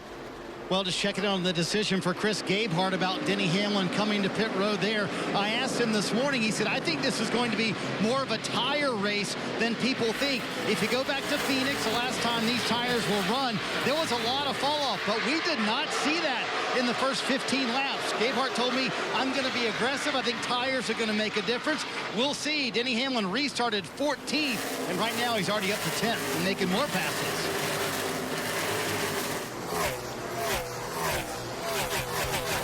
Competition caution, we were told, will be around lap 30 as we see the 11 of Denny Hamlin. Again, had the number 1 pit stall and got off the pit road 2nd of those that came to pit road. And now with Kyle Busch, we go to Parker. Right, he's out of the infield care center. Rick and Kyle, looked like the right front went down. Was there any indication before you went off to turn 3 that it was going down? Just going down the backstretch there, about halfway down the backstretch, felt to go flat, and tried to get enough slowing down done without taking everybody else, running over me behind me down the straightaway. But I don't know. I think there's a replay of another pedigree car here a few years ago that blew a right front tire for absolutely no reason, too. So seems to be our luck with the pedigree car here in New Hampshire. Sorry to all of our fans and all the pedigree folks, but it's still 2020. Yeah, guys, 2020 has not been Kyle Busch's year so far. He is the reigning Cup Series champion, so he gets the whole year to have that title. But the problem is, this year has been nothing but disappointment for the 18 teams since really the start of the season. Yeah, we have not included Kyle Busch into the bubble conversation because he was so good on points. But guys, when you come to a race and you finish last, which is where Kyle Busch is going to finish, wow, that's not many points. It's now the 24 up the racetrack. Yeah, Clint Boyer just sent him down the back straightaway off into turn 3. Yeah, Boyer very aggressive right there. Just pushed him into the corner. We may see something about that later. Maybe a little aggression early because Boyer got moved out of the way. Now he's maybe the aggressor here. Yeah, right here, Boyer's pushing him, trying to help him down the back straightaway, but just sends him down in the corner with way too much speed. Yeah, look at the left front on 14 locked up just a little bit. He sent himself into the corner farther than he wanted to go. Yeah, he was maxed out on his speed, locked the left front up, trying to get slowed down. Thanks for the help. I didn't need it. Didn't want it. Matt DiBenedetto behind the wheel of the 21 as he's trying to hold off now the 6 coming up of Ryan Newman. Yeah, Rick, I look for this as an important weekend for the 6 of Ryan Newman, coming off back-to-back top 10 finishes here at New Hampshire. This is the kind of racetrack where track position matters, and no one holds track position better than Ryan Newman. And you see right here, working hard on the 21 of Matt DiBenedetto. On the left, 4 of Kevin Harvick, and Cole Custer, the rookie, went to victory lane. Here he is with a rookie in front of him, the 8 of Tyler Reddick, who ran so well at Phoenix. Didn't get a good finish, but ran well. I know there was a lot of optimism coming to this track, even though he says it isn't his best track, maybe carries some of that momentum from Phoenix. You see Harvick trying to work the bottom right here. Carries so much more speed to this point, and now just kind of runs up the racetrack and takes the spot. How about Blaney? Blaney in the 12 dives underneath the 4. He'll take the position away, and now we're expecting at any point now the competition caution to come out. Put it out. There it is. Competition caution. And so Blaney really steals the spot away from Kevin Harvick right there at the end of that run. Some aggressive driving, guys. Only 30 laps into the race.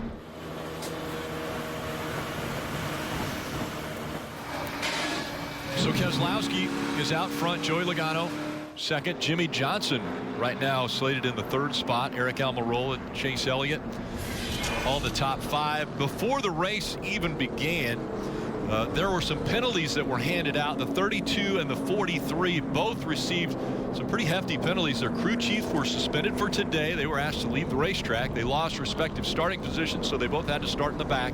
And then each lost 10 driver and owner points. And Steve, it was improperly mounted ballast. Tell us about that. So basically, these cars have a minimum weight. There's ballast, either lead or tungsten, that can go in frame rails in different areas of the race car. There's something about where that ballast was that NASCAR didn't like. We don't have a lot of details, but I'm sure this coming week we're going to get more of the details. Either way, as you said, I think the crew chief loss is the big one. Remember, these are reduced crew member numbers. They're down from 10 to 6. A lot of the engineers aren't here. Communication already difficult as we see the 22 of Joe Logano turn left and come down pit road. Interesting enough, Keselowski stays on the racetrack. Parker.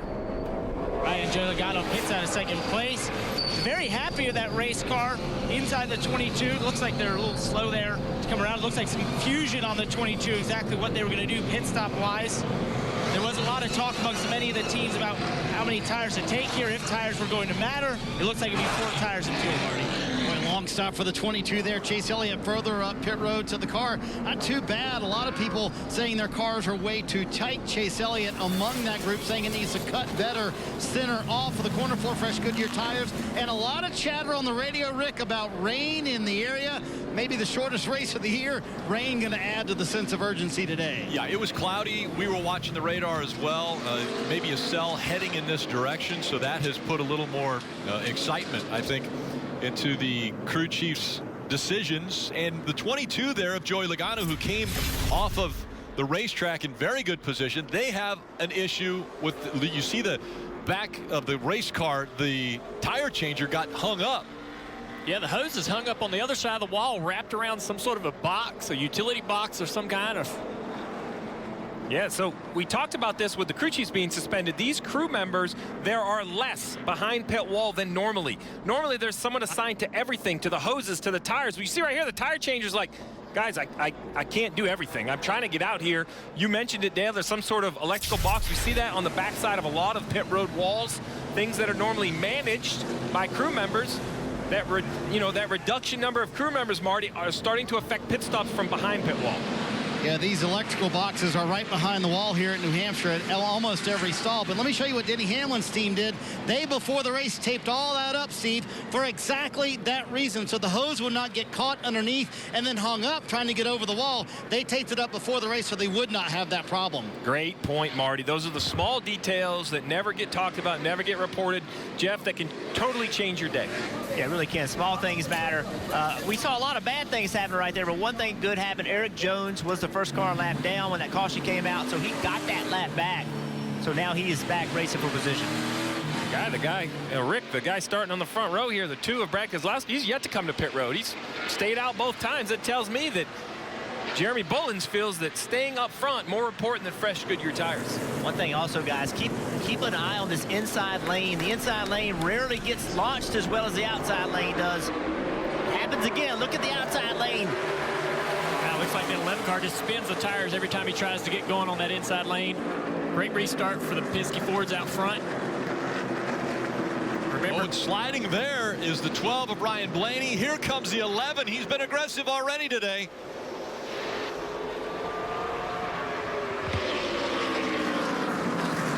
You see some great speed out of that 12 car, but can he clear the 11? Looks like Danny's going to use the track up right here and take that spot back. We've seen that several times where a driver just says, I'm going to take your spot. He's going to enter low and just runs up the racetrack. How about the 14 now? He looked to the inside of the 12. That's Clint Boyer in the black number 14 just behind that yellow number 12. It's been a great track for Clint. He's come here with some purpose today, being aggressive out there.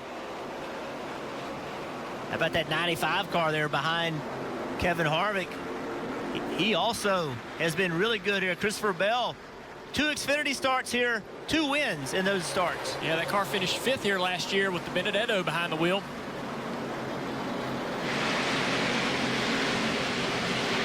See a hard-charging 48 of Jimmy Johnson. You're seeing that. Chase Elliott also all the way down to the apron. Yeah, he almost hit the inside wall coming off turn 2. Yeah, Marola made it 3. It was 3 wide. Trying to get that track position back. 3 restarts here are crazy. I think it's one of the most difficult restarting racetracks we go to. The grip level is so low when they first fire into the corner. Now they're trying to understand what the grip level is that they have. It changes that much. Jeff, you made a comment earlier when we were talking about this racetrack. You said that maybe restarts are more important here than anywhere. Track position is important. You can have a fast race car, but if you give up spots on these restarts, see a battle for the lead. Hamlin underneath Keselowski. These new tires, maybe, Steve. Yeah, I think the new tires are aiding the 11 of Hamlin. The 2 on the oldest tires of anyone out there. Interesting enough, you know, the 2 can make it all the way to this stage on fuel, but he's going to battle back on the outside. He's going to make Denny Hamlin work for this position. That's what we talked about before the race. Dale Jarrett and I were talking, and this is what's different about this racetrack. Denny Hamlin in years gone by, before they changed the racetrack, would have had this spot. But with this 2nd and 3rd lane being better than the bottom, the fight just starts when you get underneath them. Keselowski using that grip in the 2nd lane to get back by Hamlin. This mess on the bottom of your screen, 2 and 3 wide. The 20 of Jones just got his lap back, and here he is 3 wide on the bottom, working his way back through traffic. The 22 of Logano trying to recover from the penalty. 3 wide off the corner. I hope they know they're 3 wide. Yeah, Cole Custer in the 41 right in the middle of that. And then the battle for the lead as we see Hamlin working on the 2. As he doesn't complete that pass, that brings Blaney in. So at what point, Jeff, does Hamlin have to be concerned? You get underneath Brad Keselowski, but then the 12 gets your outside quarter panel and you end up losing 2nd. That's what Blaney's waiting for. He's sitting there waiting. Just waiting for Hamlin to go drive underneath the 2. When he does, he's going to try to jump up on the outside of the 11. And that's a decision Denny's going to have to make. At what point does he have the confidence he can clear Keselowski? Denny's talked about how he is a smarter driver than he's ever been. Studying, paying attention more. These are the things that smart, experienced drivers know. When to try to make the pass. Young drivers just try every single time they can. Experienced drivers understand right here, if you can't make that move, how does that affect you in regard to the 12? Right there, the 12's underneath him, but Denny still has the line that he wants. He wants that 2nd lane. And Jeff, you heard Denny say that as it's a 3 wide battle for the lead right now. You heard him say that after the Kansas win last week. I'm winning more with my head than I am with my talent right now. I asked Chris Gabehart about that, and he said, you know what? Denny knows at what points in the race to push and at what points to not push. He said in stage 1, if we're running well, you know Denny has a belief he has a car that can win the race, and Denny Hamlin's been in the top 3. Other than that pit stop, pretty much all day today. So Denny Hamlin with a lot of confidence right now in racing smarter, according to him, than he has his entire career. I think right now the weakness of that 11 car as he's running 2nd is just as he gets to the 2nd part of the corner. It seems like his car doesn't turn. It doesn't point like this 12 car. Watch the 12 car. Turns, gets pointed better. That's where the 12 car is better than Hamlin. That's why Hamlin was not able to pass Keselowski. Here comes Blaney. Again, this is for 2nd. Is he going to be impatient? Does he put the bumper to the back of the 11? Blaney to the bottom of the racetrack trying to clear the 11. He'll take 2nd. Now chasing after Keselowski, who's out front.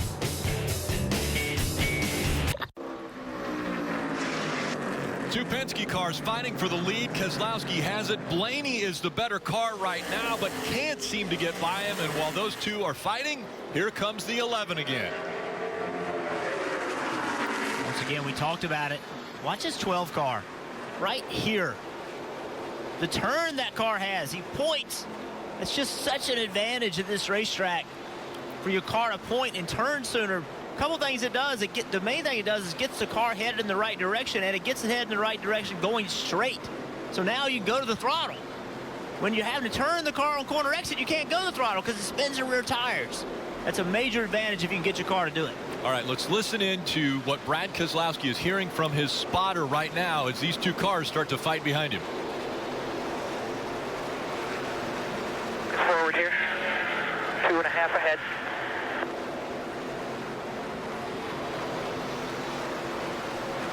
That gap now 4 car lengths between Keselowski and Blaney. It looked as though Blaney had the better car, got to the back bumper of Keselowski, wasn't going to put the bumper to him. They're teammates. It's early in the race. 25 laps still to go in the first stage. And then Blaney has fallen off that pace, and so has Denny Hamlin. We're seeing some impressive stuff out of this 2-car of Brad Keselowski. On these older tires, you know everybody's paying attention to this. Been able to stay out front here. These guys with the newer tires can get to him. It's hard to get around him. Something else that everyone's doing as this track is changing. Watch what the exit that both of these cars make. They both enter the corner, up the racetrack in the third lane. Then they get the cars pointed, and they both go to the bottom. Both running the very bottom of the racetrack on corner exit. That's just that traction compound changing grip. We're going to see that change throughout the day. This end of the racetrack, both of them up the racetrack. They both turn and try to leave on the bottom. Man, I like what I'm seeing out of that 12 car. You keep talking about the front turn. I mean, he can exit a lane lower than the 2 of Keselowski with confidence. We'll see if he can hold this position right here. Oh, that's nice. Normally he would lose that entire straightaway, but he's able to get the power down while turning underneath it. I don't know if Keselowski will be able to hold this off. See, Blaney entered so low that time, it messed his center of the corner up. Can he? Oh, now he's loose on corner exit. How about the call Jeremy Bullins makes? Doesn't bring Brad into pit road or onto pit road, so he still has the tires he started this race with, and these guys with fresher tires can't get by him. Oh, contact. Yeah. Hamlin decided, I'm going to go by, and I will use the bumper. So really great racing action early. Remember, the 12 got into the back of the 11 earlier. Denny Hamlin returned the favor. Marty. Ryan Blaney just came on the radio, said, man, I should have moved Brad when I had the chance, meaning his teammate Brad Keselowski battling for the lead. But Steve, what I want to know from you, here we are working lap 55 in the race, 54 complete, and Jeremy Bullins not pitting. He's led 52, all but 2 of the laps so far, out front on those older tires. Meanwhile, Denny Hamlin behind him with the 4 fresh tires at lap 18. So if you're a crew chief sitting on the box and you got to make a decision here in 20 laps, what do you do? Obviously, those no tire move by Bullins on the right side of your screen has worked out for Keselowski. Well, everyone will come to pit road just for fuel. I mean, the most recent guys that have been on pit road at lap 32, they're going to need 50 laps worth of fuel. So I think you have to come and take fuel. You know, no tires have worked for Brad Keselowski because he's fast and he's out front. Well, guess what? On the right side of your screen, the 48 of Jimmy Johnson, 4 tires at lap 32 have worked from Jimmy Johnson. He's up to 6, Rick. So I don't think the strategy is as clear as everybody wants to make it. It's clear for your car. The question is, do you make the right decision? Tyler Reddick hasn't changed tires. He's fallen all the way back to 17th on those old tires. So no tires works if your car is good enough. If your car is not good enough, you need some fresh Goodyear tires. Here comes Denny Hamlin. Oh. Turn that 2-car sideways, build a corner. Getting aggressive. Keselowski gets sideways. Here comes Hamlin. Can he complete the pass? Hamlin drove it way down in the corner. Now just going to slide up in front of Brad. That was, heard that wheel spin off the corner. That was Denny Hamlin being more aggressive with Brad than Blaney was willing to be. Blaney wasn't willing to be that aggressive. Oh, Blaney's too high. The 11 car got in the corner too hard. You could hear the brakes. You could hear him on the brakes. They were squealing, trying to get it slowed down. Here comes Keselowski to the inside. I think he's worried about Brad getting back to him. Here comes Brad up the racetrack. He's going to take his line away. Wow. It's great racing right here. Hamlin checked up, and Keselowski back up front. That has now brought Ryan Blaney back into the picture. So Denny was clear with the faster car, but he chased it down into turn 3 just a little bit too hard and jumped the cushion a little bit. Now he's got the 12 beating on his back bumper. Keselowski back out front, but it has been a lot of work. Denny Hamlin running second, Blaney is third as we go NASCAR nonstop. And he hit it. Awesome internet. It's more than just fast. It keeps all your devices running smoothly with built-in security that protects your kids. no matter what they're up to. Protects your info and gives you 24/7 peace of mind. That if it's connected, it's protected. Even that pet camera thingy. Can your internet do that? Xfinity XFi can, because it's simple, easy, awesome. Xfinity, proud premier partner of NASCAR. With Domino's $5.99 mix and match deal, you can feed a family of 4 for about $3 per person. So we asked one of our families to help us make this commercial about that deal. Safely feed a family of 4 for about $3 per person with the $5.99 mix and match deal.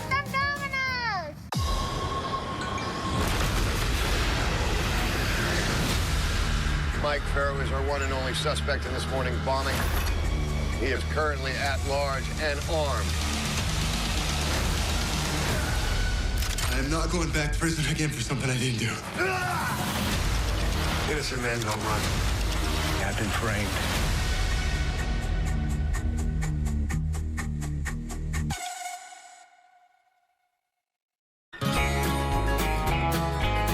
Motorcycle riders love the open road, and Geico loves helping riders get to where they're going. So to help even more, Geico is giving new and current customers a 15% credit on their motorcycle policies with the Geico Give Back. And because we're committed for the long haul, the credit lasts your full policy term. The Geico Give Back, helping riders focus on the road ahead. Domino's knows delivery, so when we asked our team members how to make carry-out more convenient, they had thoughts. Frisbee. That's a thought. Deliver it. Even better. Introducing Domino's Carside Delivery. Just pull up, check in online, and we bring your food to you. It's carry-out delivered. I am the one. Back with a full throttle roar.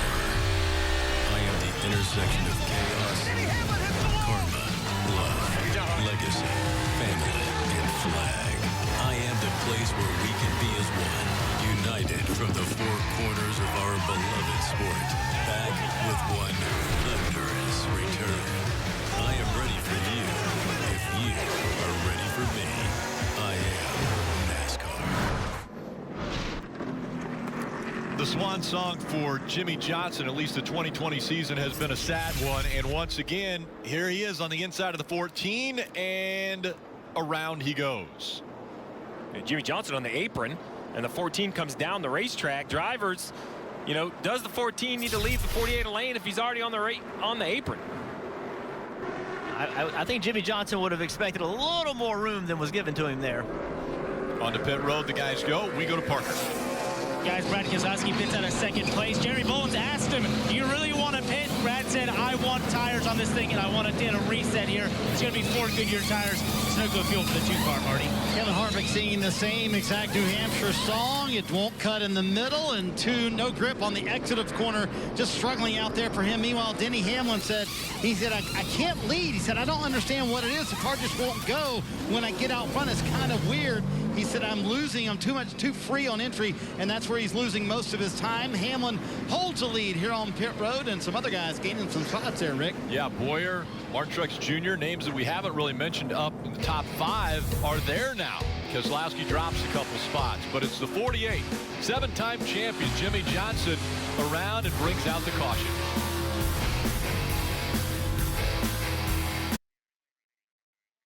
Grab an ice cold Coke while you cheer on your favorite member of the Coca-Cola racing family. You're watching NASCAR on NBC. The New England native, Joey Logano, got his first Cup Series win right here at this racetrack. Right now, Logano, my scoring monitor here says he's in 14th. Jimmy Johnson bringing out the caution. Let's take another look at what happened. You see right here that they get caught right there behind a slower car. And Jimmy goes to go to the bottom. He throttles up right there. And I'm not sure Clint even knew he was there. As quickly as Jimmy got there, you know, guys, the more I think of it, look at that and watch it, I just think that, you know, racing happens every now and then, and that's just what that looked like. You know, guys, I think when you look at the points, that is purely the decision to pit or not pit. Blaney's looking for a playoff point. The 424 Byron looking for some points to stay above the cut line.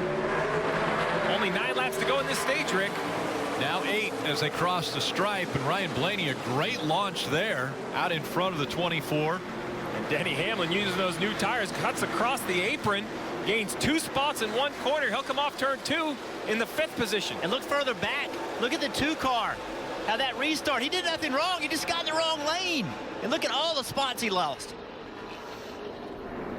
And a big push there by Cole Custer in the 41, trying to get to the bumper of the 24. Now it's 7 laps to go in stage 1. So if I'm a crew chief, I'm making notes. I want to see how quick the 11 can get through traffic, how good the 4 of Harvick, how good can tires get through traffic in case we see a yellow at the end of the race. This could kind of be a dress rehearsal. Maybe a little tire rub there out of the 14. Maybe some contact between the 48 and Boyer. Boyer sent it down in the corner. Will it stick? No, up the racetrack. He just drove it way down in the corner, trying to stay even with Harvick. Back up front, Denny Hamlin's already got to our leader. Blaney, I think he's going to make quick work of this 12 car with his newer tires. Roll right around the bottom. And right on by. Mark Truex Jr. coming into the picture as well in the 19. Now he's trying to close in for that 2nd spot. And you're frustrated if you're Todd Gordon. This gamble was to stay out and to win the stage for that playoff point. Now it didn't work, and you're a little behind on strategy, Rick. Just 5 laps to go. It is Denny Hamlin, Martin Truex Jr., Ryan Blaney, William Byron, Cole Custer, the top 5 right now. Kevin Harvick back in the picture. He's running 6th. Brad Keselowski 7th. Christopher Bell is 8th. Corey LaJoie has fallen back to 9th after restarting up in the top 2. Clint Boyer is in 10th. There's too much racing, Rick. I don't know where I'm supposed to look. There's action everywhere. That's a great thing. I was thinking the same thing. I don't know what to look at. Oh, man. That's a good problem. You're the 32 of Corey LaJoie on the right side of your screen. Trying to get by that 10 of Eric Almirola. Now he'll fall behind as we see the 37 of Ryan Preece. A welcome statistic that they have gotten away from. JTG Doherty Racing did not finish last. The last 4 races, they were part of the last finishers of all 4 of those last races. So a little bit better run here today for JTG Doherty Racing. The stat you never want, Rick. Yeah. Guys, I want y'all to, we talked about it earlier, look at that 95 car on the bottom, Christopher Bell. He has been really good at this racetrack in every series he's ever been in. See if he can make that work today. Remember, he's a rookie. No practice whatsoever on this racetrack. But look at this move right here, Rick. Excuse me, Jeff. That's so nicely done. Drive in low, left front on the apron, doesn't overdrive the exit. May give up the bottom to the 2, but cleared 2 cars in 1 corner. Marty. And not only is Christopher Bell good at this racetrack, undefeated in Xfinity and holding off Brad Keselowski there for 4th. But how about his crew chief, Jason Ratcliffe? He has 9 wins here at New Hampshire. Yes, 9. 6 in Xfinity, 3 in Cup. And right now, Christopher Bell trying to hold on to that 4th spot and get another win maybe for Jason Ratcliffe here in the Granite State. I think this is what you keep talking about it, Jeff, how when someone gets in the inside of you, it's not a guaranteed pass. And that's, I think, why we see some contact at a track like this. How quickly does someone like Brad Keselowski get frustrated? Continues to get inside the 95, can't complete the pass. Momentum continuing for the 11 of Denny Hamlin as he goes through 3 and 4 for the final time of stage 1. This will be his 4th stage win of 2020. Already has 5 wins on the season. And that means 29 playoff points. He continues to add to those. Steve, I saw you celebrating over there. Did you pick him to win stage 1? My pursuit to beat Dale Earnhardt Jr. this weekend is off to a good start. Denny Hamlin, stage 1. I picked him to win that stage 2, though. Oh! Takes the wind right out of my sails. Makes me feel bad about my pick. So Denny Hamlin has done it once again. He won last Thursday in the last race for the Cup Series, and the winning continues as he wins stage 1 at New Hampshire Motor Speedway.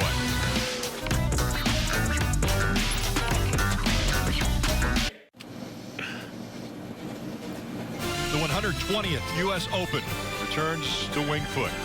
Defending champion Gary Woodland joins Tiger Woods and the world's best as they face golf's toughest test. Coming in September on NBC.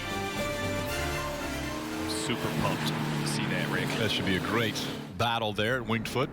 We've seen a great first stage. A lot of I guess, bumping and banging, but a lot of great racing also for the lead here in stage 1. Oh, the racing has been outstanding. And here come a few guys down onto pit road. Parker? Hey guys, Clint Boyer pits here. He was really struggling with the turn of that race car. Screamed on the radio, it just won't turn. They're going to put 4 tires for Clint Boyer there in the 14, Marty. Well, Parker, we told you before the race, Todd Gordon said, I'm all about playoff points today. They took a swing for the fence trying to get that playoff point and win stage 1. They did not get it. Ryan Blaney winds up finishing 6th there. You see the chassis adjustment. Entry is his biggest issue right now. Too free on that. They've got to fix the turn from the center off and a rather long stop there for the 14 on pit road.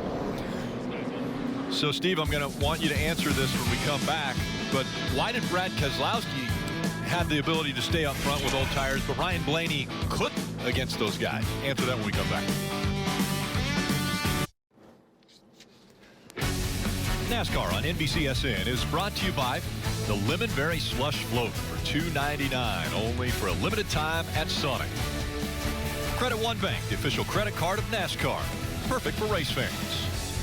And by Coca-Cola. Together tastes better. Getting ready for the start of the second stage of the Foxwoods Casino, Resort Casino 301 from New Hampshire Motor Speedway, and watching from home and a part of our broadcast, Rutledge Wood. Hey, Rut. Hey, Rick, so great to be with you, buddy. You know, we've been talking a lot about Jimmie Johnson, this being his retirement year. You know, he's kind of missed out on some of the gifts and some of the hoorah that so many tracks would love to help out with. Well, guess what? This morning in New Hampshire Motor Speedway, they stepped up and stepped backwards with a gift from the past in the present. That's right. He got a musket looking real sharp. They also named a 5K after him, which is cool. Not as much for people like me who would never attempt it. Speaking of people who would never attempt it, our buddy Blake Shelton pointed out something too. He said, you know, with all this craziness of this year, let's just have Jimmy come back. Let's do it one more year and really go bigger and better. And guys, I got to tell you, I think Blake's right. I mean, he's right almost all of the time. Except that he said my shirt's flannel. It's actually plaid, which is a pattern, not a fabric. But guys, are you with me? Don't you think we should have Jimmy do this one more year? I mean, it'd be way better for all of us. I agree with Blake Shelton a lot of the time. This one, I might agree with him again. I think bring Jimmy back for another year. It's been kind of 2020's been crazy for everybody. And Steve, I'm still wanting that answer from you, maybe when we get the restart here. But again, Keselowski was able to hold everybody off. Blaney couldn't do it. As we get ready to come up to the Geico restart zone, Denny Hamlin, Martin Truex Jr. making up row 1. You can't fail a test you don't take, Rick. So good launch for Denny Hamlin, and here comes the 95 of Christopher Bell running up there in the top 3. An impressive run for him as Hamlin's able to keep clear of Martin Truex Jr. and hold on to the lead. Look further back. We're 3 wide off the corner. 37 car, Ryan Preece, having a good day so far. He knows this racetrack really well. Right behind that 1 car, Kurt Busch. He's run here a lot, modifieds.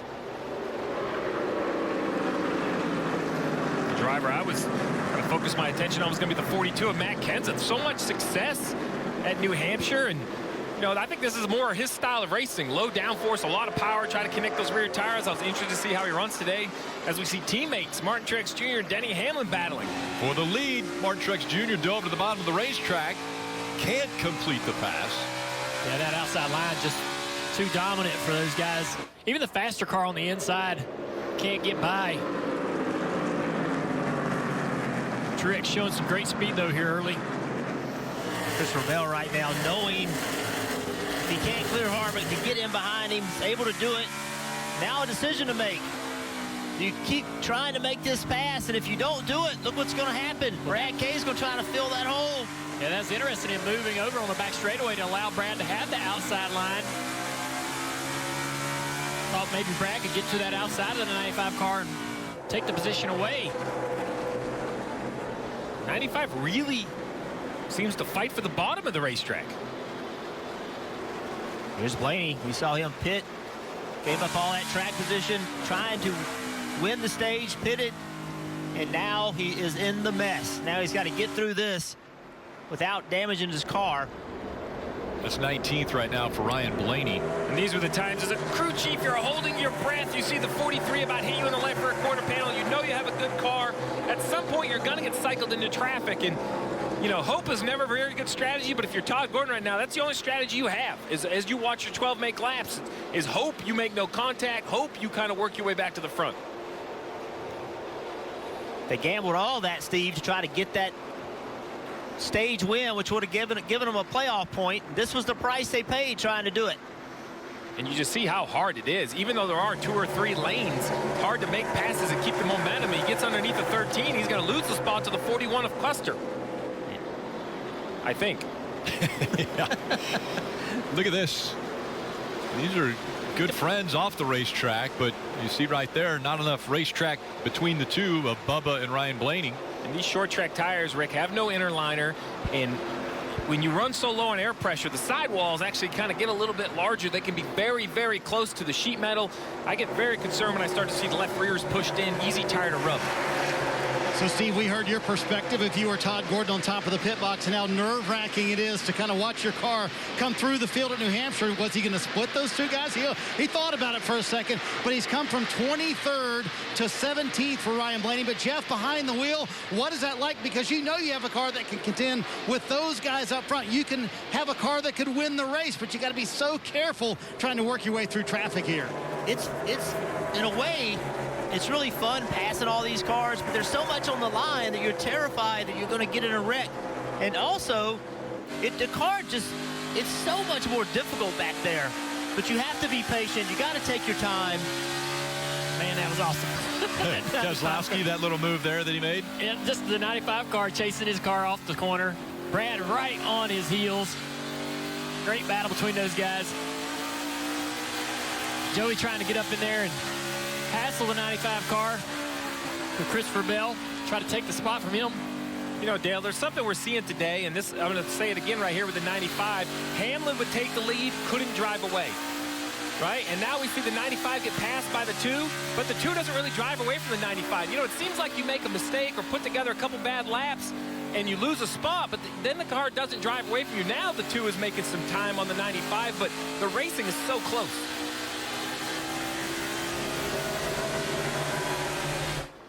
As I say that, Brad drives off into the distance. Keselowski's in 4th now. Battle for 5th, though, heating up between Bell, Logano, and Almirola. There it is right there. 95 of Christopher Bell just chasing the race car all the way off the corner. Brad driving up underneath him. 2 guys with great race cars today. Another guy with a great car, this 10. Eric Almirola's been on a tear here lately. A lot of great top 10 runs. Having another strong performance today. Putting the pressure on. Denny Hamlin saying, Junior, that it is raining, and it is starting to pick up pretty good here at New Hampshire. Caution There's for the rain. caution for rain.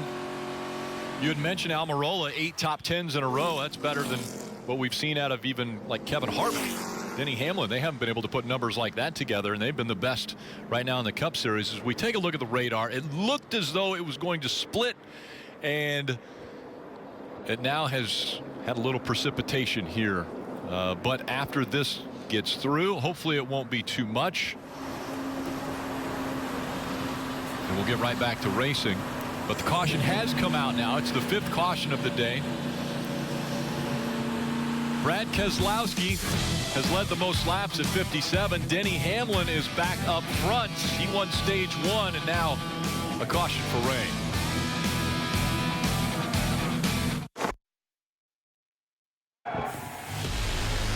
Kyle Busch is one of the toughest to pass when he has control of the race. Do what you got to do to win. In a slugfest between 2 NASCAR heavyweights, Kevin Harvick lands the last punch over Kyle Busch. Yeah, boys, great job. We're going to have a side-by-side race to the checkered flag. I never thought that happened. At the stripe, Kevin Harvick will win. Great finishes here at New Hampshire Motor Speedway over the past few years. Steve, you used the word playoff implications earlier when Kyle Busch got into the wall after a cut right front tire. As we take a look now at the playoff standings, 94 of the 301 laps have been run here, and those in yellow have clinched playoff berths. But when you start looking down at the cut line, they're at 16th, 17th, 18th. I mean, you're talking about 11, 14 points. Every position on the racetrack is worth a point. And so now we saw Kyle Busch out of the race early. He was first one out, and you can't be that comfortable when you're the reigning champion, and you only have now 6 races to go until the playoffs. Yeah, you would never consider Kyle Busch in being at risk of missing the playoffs, but his bad luck continues. Without winning any races, he's not guaranteed in. And look below the cut line, Jimmie Johnson, he's been backwards once today. The racing has been intense. You just talked about a year ago, 2 years ago, the pushing and the shoving at the front of the field. Drivers, the pushing and the shoving at the back of the field is as crazy as we've ever seen it. I would hate to think I'm in these positions trying to protect my points, either cushion or trying to gain points. And Jeff, we've already seen, I guess, aggressive driving at the beginning of this race. Even in stage 1, guys were moving people out of the way. It sure has been fun to watch. This race has been really fun, really entertaining. Drivers trying to figure out how to make the pass, how to complete the pass.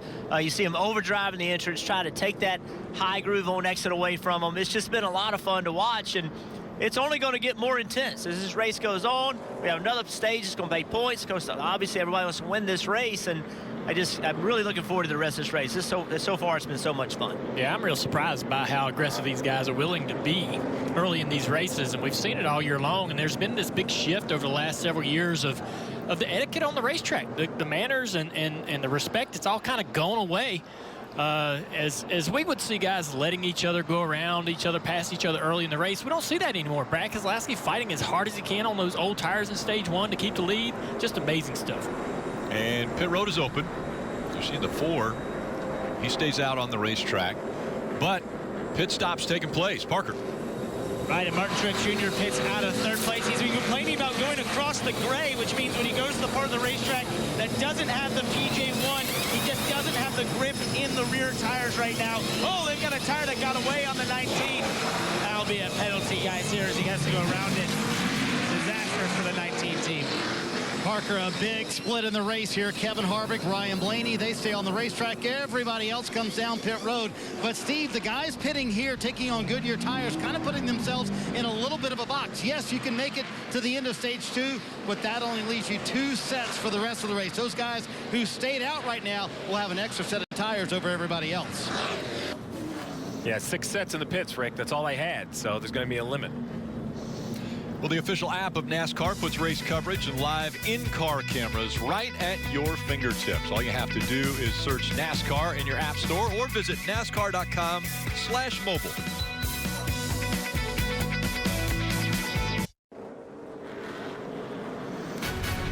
And getting ready for the restart from New Hampshire Motor Speedway. Again, just a light rain. And we saw during the pit stop the issue for Martin Truex Jr. That tire not rolling toward pit wall. That'll be a penalty. Uncontrolled tire, tail end, so then a 19 comes in, says they have a penalty, and that's an accident on pit road again. It's frustrating enough to have a loose tire, but have to drive around it. Drive around your own loose tire. There you see it, an uncontrolled tire for the 19 of Martin Truex Jr. They came in, served that penalty, and now getting ready for the restart. Yeah, so Rick already mentioned tire limits. They started with 6 sets, 202 laps to go. Some teams have 4 left, some have 3 left. Kevin Harvick and Ryan Blaney were row 1. 14 of Clint Boyer and the 43 of Bubba Wallace up here in the top 4 now. Saw both the 4 and the 12 lose the back of their car through 1 and 2. That's just New Hampshire on restarts. Blaney up the racetrack trying to get that spot. We talked about it, Steve. He gave all that track position up. This is the way to get it back. The 4 of Kevin Harvick is kind of a lone man out here on these older tires. We'll see how he holds off, although they're not that much older. All right, so Rick, you asked me earlier, why did it work for one team and not the other? I've got my calculator out. It basically comes down to how many laps behind on tires you were. Brad Keselowski was about 25 laps on tires. Blaney was almost 55 or 60 laps behind on tires. So I think there's a threshold, right? You have a chance if it's 10 or 15, 20 laps. When you get over 30 or 40 laps in your tires, I just think it's too much of a deficit. I'd love an answer a little bit quicker. By the way, that was about 45 minutes ago when I asked you that question. I was always a good test taker as a kid. I took all the time I needed. So Harvick is out front. Denny Hamlin is running second. Is that deja vu? Is this something that we've seen at virtually every racetrack this year? It doesn't matter. The size, the shape, they always end up at the front. Yeah, we knew those two guys were going to be battling for the lead at points in this race. The damage on the right front of that 11 car down the right side. These guys are racing so hard. For the pass, can he complete it? Yeah, a little wrinkle there in the right front fender of the 11 of Denny Hamlin. Doesn't seem to affect that pass for the lead. What a nice looking corner by the 11. And now Penske drivers are fighting it out. We saw Joey Logano in this picture. We see Brad Keselowski in the 2, the 12 of Ryan Blaney. All three Penske drivers running here. And a big week big month for Penske, as the Indianapolis 500 will be run in August. Listen in to Ryan Blaney's radio. I'm so loose, refiring. Not sure why. But I guess last couple runs, just so drive off, refiring for some reason. Refiring. So that means on the restart, it's really, really loose. Trying to get some help. See the back of that car hanging out off the corner. Clip Boyer pushing him down the front straightaway. Clint has been the aggressor, pushing guys into the turns. This time Blaney able to handle it. Christopher Bell with a really nice pass right there. Was able to just paint the line, carry the line all the way around the corner, and just clear Blaney on corner exit. Look at that 95. Look how low he is. All the way around the corner. It's like the old Tony Stewart line. Battle for second right here. Joey Logano. One of the Penske cars we haven't seen up in the top 3, but now driving into second place. Logano is going to complete the pass on Harvick. Harvick drops all the way back to third. 43, and Bubba Wallace just mentioned moments ago he was in the top 4. Marty, he has had a pretty good run here.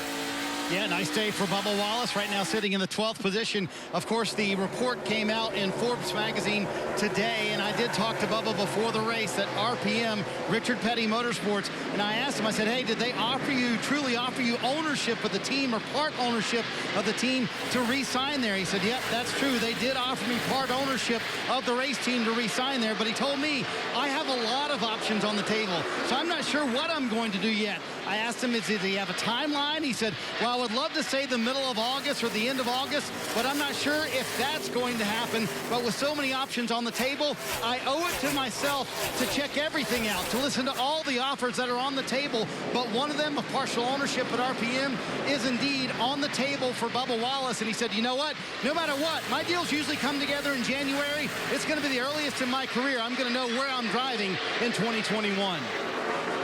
And impressive for Bubba Wallace. You know, he's been very outspoken this season.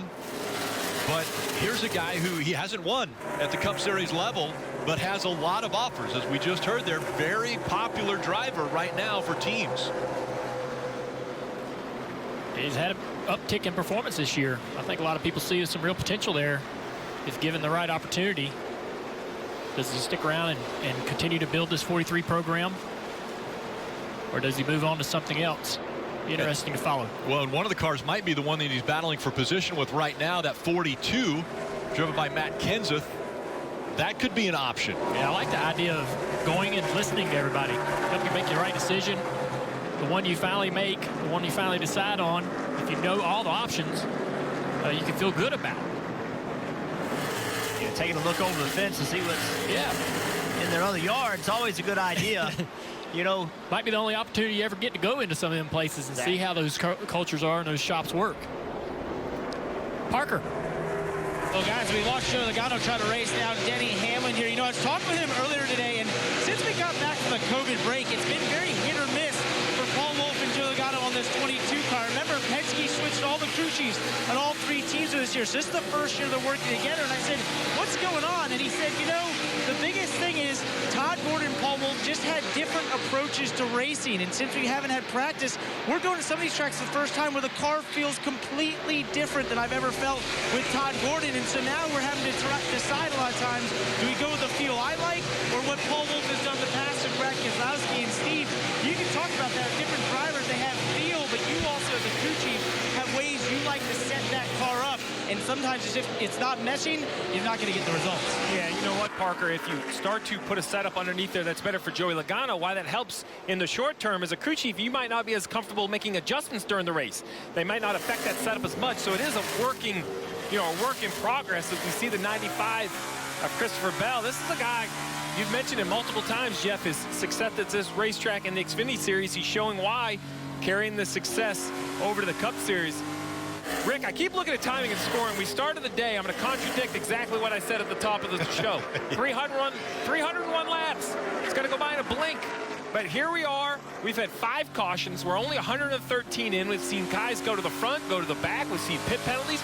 Joey Logano is trying to run Denny Hamlin down for the lead after a 23-second pit stop. This is perhaps the most broken up New Hampshire race I can remember. Very hard for drivers and crew chiefs to get a flow. Yeah, and crew chiefs are probably scratching their heads right now thinking, okay, that first stage was 75 laps. The second stage, it's 110 laps. Wait a second. And then I've got, what do I have at the end? It's a little bit chaotic. We'll see how the crew chiefs handle it. And Joe Logano closing in on the leader. This is a surprise to me. Denny Hamlin jumped out there, and I thought he'd drive away, but Joey keeping it close here in that 22 car. And Junior, both of these cars with 4 fresh Goodyear tires on as well. I asked Chris Gabehart a moment ago. I said, taking tires at lap 97, leaving you only 3 sets for the rest of the race, that worry you?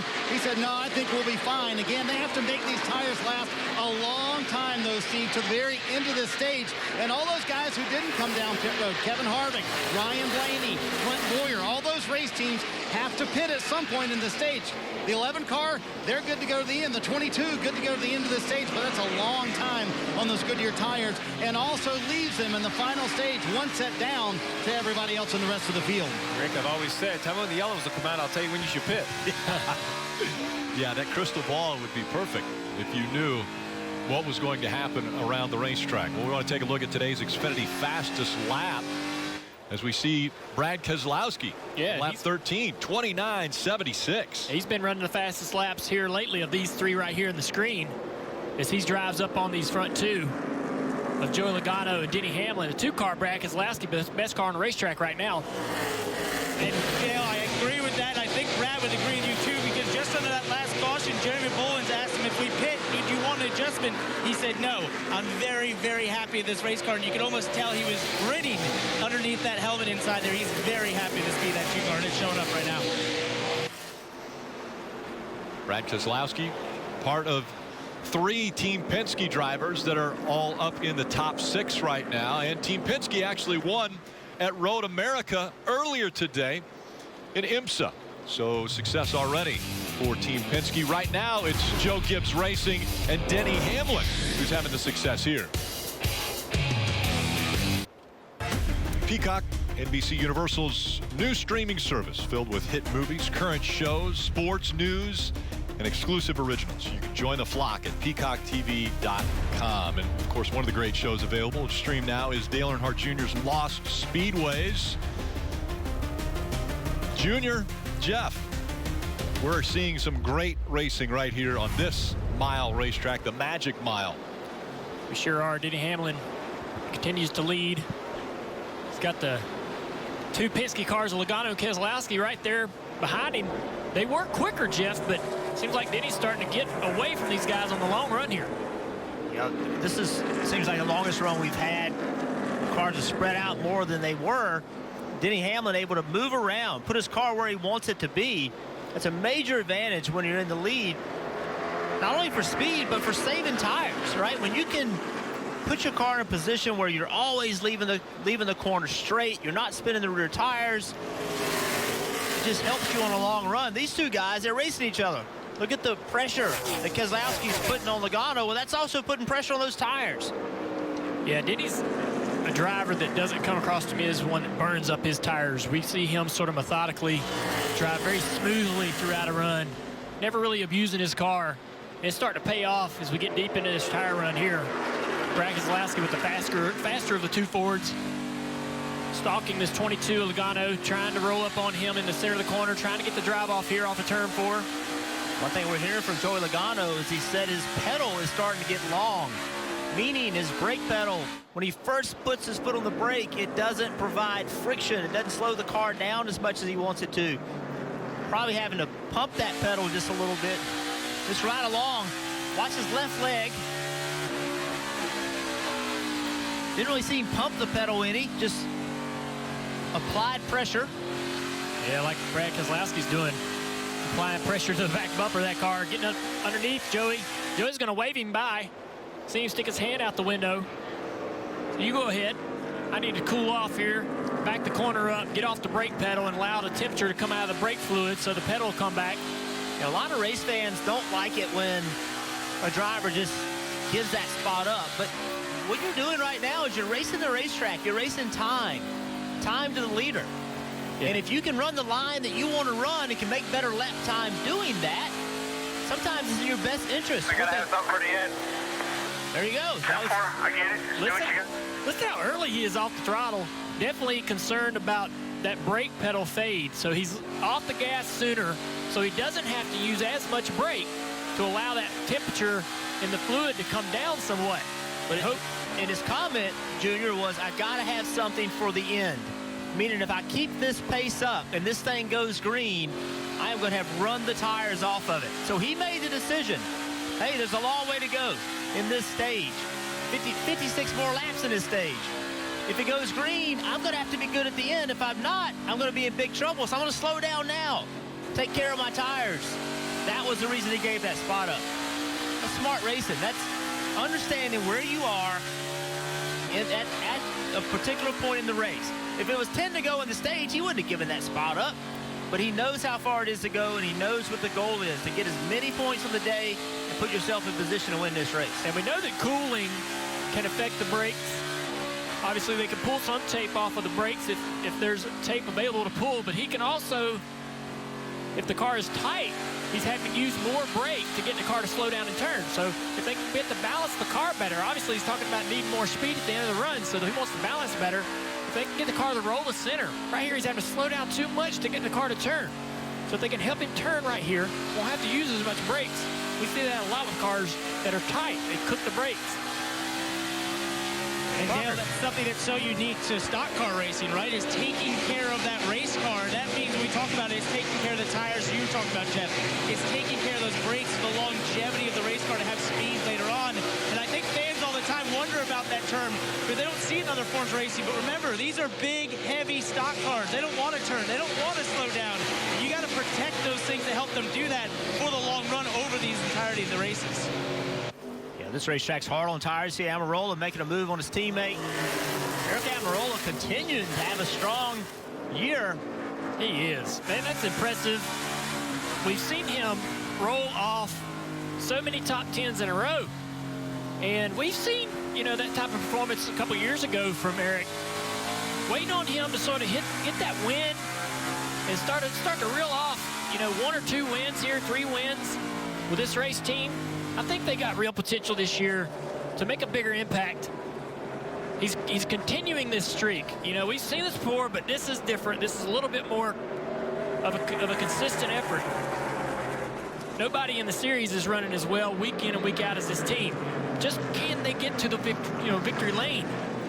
Spoke to his crew chief this week, and he was really interested in talking to him, because he told us that the biggest thing for this team was learning what Eric wanted, what he needed to feel in his race car, right? Kevin Harvick at Stewart-Haas Racing has been so good, so the temptation is to just go to that setup. Try to make Eric learn how to drive that. Well, that wasn't working. So they learned how to take a setup that was similar to Harvick's, but not exactly the same, and make that work. And now Almirola has that feel that he needs, and they just build on it every week. He's moved up into 4th position, running just a little bit off of the top 2 of Hamlin and Keselowski. Logano's backed off a little bit. He's running a little bit slower than all 4 cars. in third position. Great run from this 10 car. We've seen some incredible racing from New Hampshire. So we can take advantage of this long run into the end of stage 2.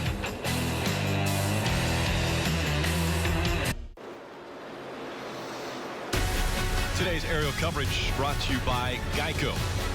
Denny Hamlin continuing to lead here at New Hampshire Motor Speedway. You know, on Wednesday at 8 a.m. Eastern, make sure to join us as NBC Sports will join Sirius XM on NASCAR Radio Channel 90. Marty is going to be a part of the morning drive.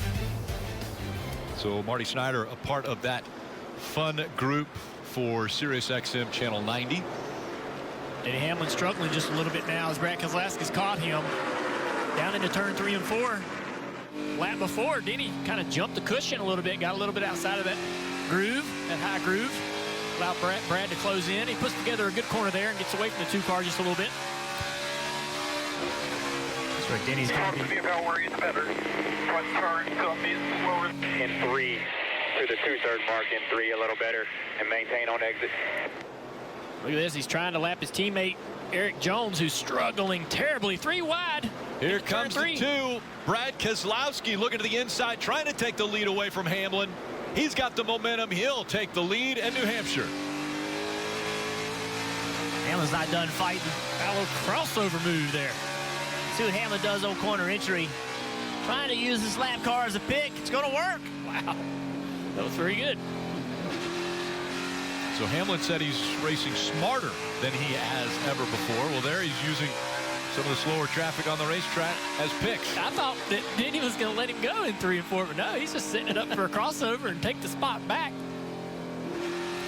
This battle's not over. Keselowski's a little bit quicker than Hamlin right now. It's awesome that, you know, even though you've seen this before, Denny talked early in the race how he couldn't get away when he couldn't lead. He was faster, but he couldn't lead. Love this package because once you get in the lead, it's not, you know, you don't just drive away. It's not such a disadvantage for the guy in second. Here comes Keselowski once again. Keselowski got a little bit loose on corner entry right there, but still able to make that speed on corner exit. Both of them, I think, chased it into the corner, really kind of out of the racetrack, sliding across the racetrack. Because you're right, I saw it too. This is tires that have fallen off just over a second for where they took off. So both guys trying to get the most out of old tires. You have to change your driving style. Cannot drive in the corners deep. Wait on the throttle, get the car pointed. 2 completely different looks at that corner. The 11 of Hamlin on the bottom. Keselowski entered high and then exited on the bottom. Gets a great run doing that. That's kind of how that line works. They're coming up on some traffic here that they'll have to negotiate. To the inside of 43 goes Hamlin. Keselowski was hoping that he wouldn't be able to clear. Yeah, he did get in the wall. Got in the wall just a little bit. You could hear him chasing the throttle. How much damage did it do to the 11? Keselowski for the lead. He'll take it easily. Well, didn't he go back to the inside? Crossover move again. Not as far up on him as he was the last time, though. Yeah. Awesome racing between 2 of the best. I think Denny got in the fence there, and maybe that was a little bit of a wake-up call. Like, hey, man, I need to chill out here. Here it comes. Up off the corner. Just like his teammate earlier in the race, Kyle Busch, just brushing the fence a little bit. He's challenging his 2 still, not letting him get away. I'm telling you, it's hard with these little spoilers on the back. These guys just don't have the drive off, don't have the ease of putting the throttle down. Can't get away from each other. It's a lot of fun. Parker. Well, Dylan, you just mentioned drive off. It's really important. And I think that's why we're seeing Brad Keselowski run the line that he does, entering way up high, then cutting back across the racetrack and getting that straight shot off, especially in turns 3 and 4. Because if any problem he's had inside the 2 car, where there has not been many, has been the drive off late in the run. You see him wiggle the back there, just trying to get that throttle down. That's why I thought that pass on the bottom on Denny there was really impressive, to be able to get the power down coming off turn 4. Now Now the two of Brad Keselowski is in some heavy traffic. I'll have to manipulate that traffic. On the left side, you see, though, Keselowski, Hamlin, Logano, all on pit road, a lap 97, working lap 149. That matters because the 4 of Kevin Harvick, last on pit road, a lap 64. Marty, my calculator says he's about 20 laps short of making it to the end of this stage on fuel. Yeah, Steve, we always see these long green flag runs here at New Hampshire, and that's what's played out. Rodney Childers made that call to kind of get a set of tires on everybody else in this race, and it was a great call in theory, but here's the dilemma. They're running out of daylight for Kevin Harvick to stay out on the racetrack. You see the crew kind of getting ready right now, and they're going to have to pit here in the next 15 to 20 laps. And, Steve, if they do that under green, that would kill their race because they would go down, what, 2 laps? That's going to be hard to make up for Kevin Harvick. Yeah, they're going to be very close to losing 2 laps where they are relative to the leader, and that's Harvick, who we think has to pit. Another story from another Stewart-Haas racing car, the 14 of Clint Boyer. He was on pit road last lap on pit road, a lap 78, him and Blaney, and we're hearing a lot of fuel savings out of Blaney in the 14. So we have one Stewart-Haas car, Rick, that has to pit under green unless we get a yellow. We have another one that's going to have to save some fuel. Now, drivers, one advantage, though, here is you can save some fuel, right? Out of the brakes, lift early. We know this because this is normally a fuel mileage race. You can save a lot of fuel here, but, you know, going back to Rodney Childers in that 4 car, this is how quickly things change for crew chiefs. We had 5 cautions, right? And now all of a sudden we've gone green. So Rodney Childers sitting there thinking, well, if I don't pit here, I'll get my track position. We'll pit when the next caution comes out. Well, right now, he hasn't gotten that caution. Rick, you know what I've learned about drivers? When they come to the TV booth, they get sympathy for a crew chief. It's a big shift. It's a big shift. Yeah, not the way it is when they're sitting behind the wheel yelling at the crew chief. To be clear, if I was driving the car that we're on board with right now, I would not have that same feeling.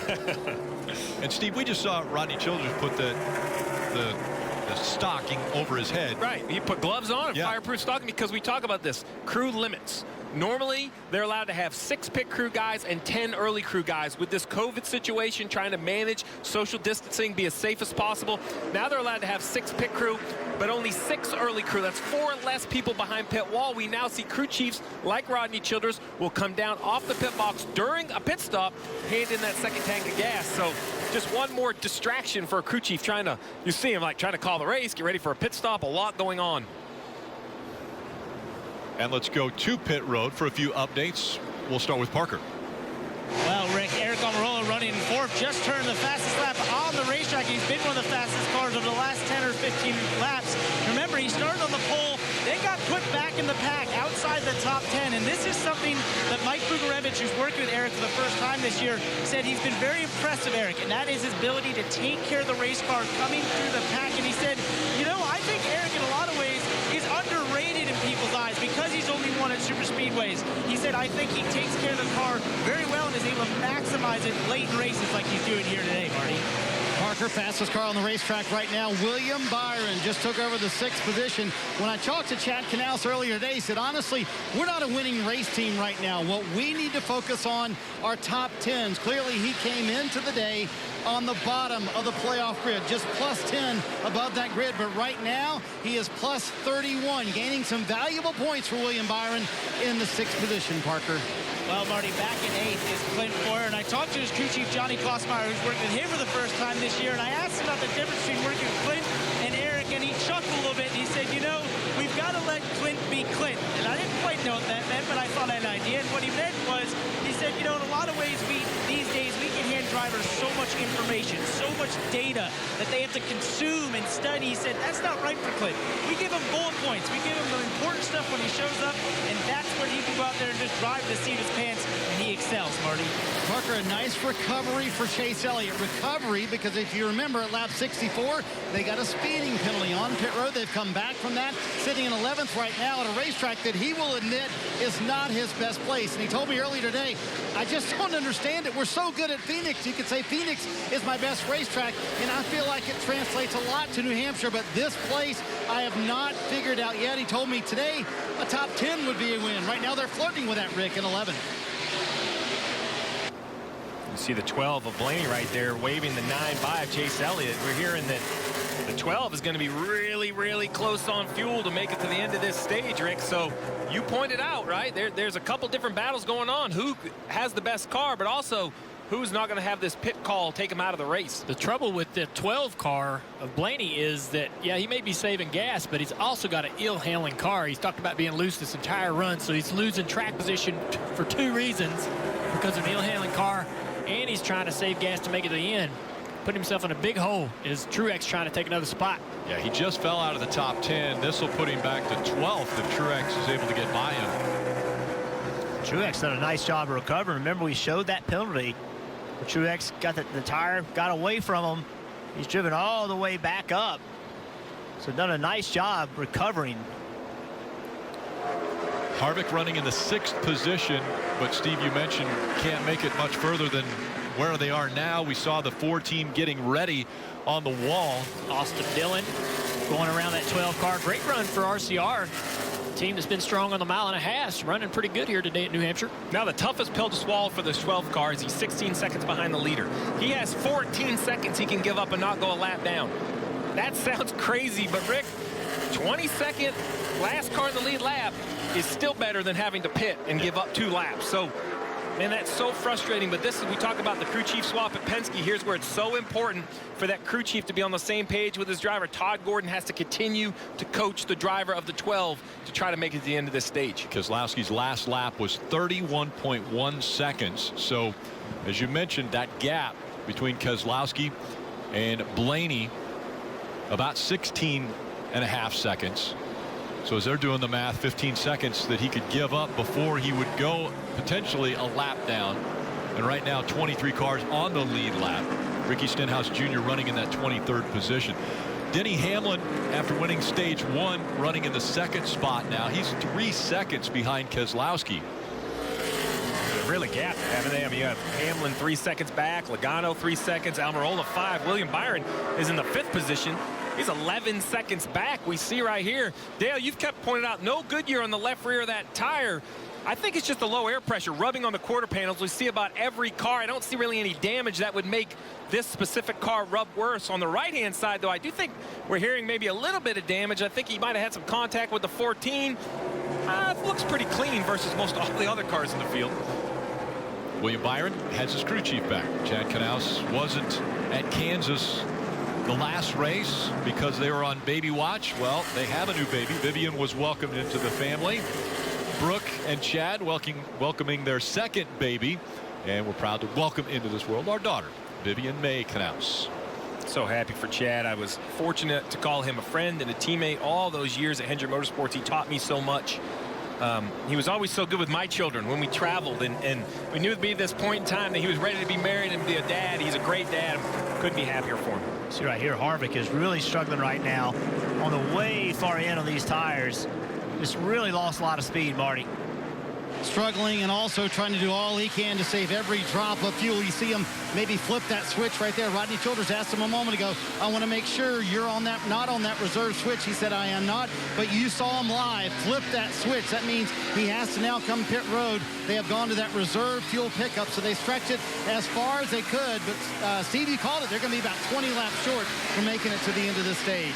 Yeah, and when you make that call to stay out, this is your worst fear that you know, you're the only guy. It's one thing if half the field has this issue, but he's kind of out there on his own sliding. You talked about the tires. They're gone, aren't they, Jeff? He's just trying to stay out of the way at this point. Yeah, he's letting Austin Dillon know that he's pitting right here. So this is a very tough pit road to get on. You cannot see the entrance of pit road. Look, where is it? You can't see it. That's why it's so hard to get on. Pit road speed will be at this line, this yellow line. Boom, right there, pit road speed. Got to get your tack lined up. No speed near. A penalty on top of having to pit on the green would add insult to injury, Marty.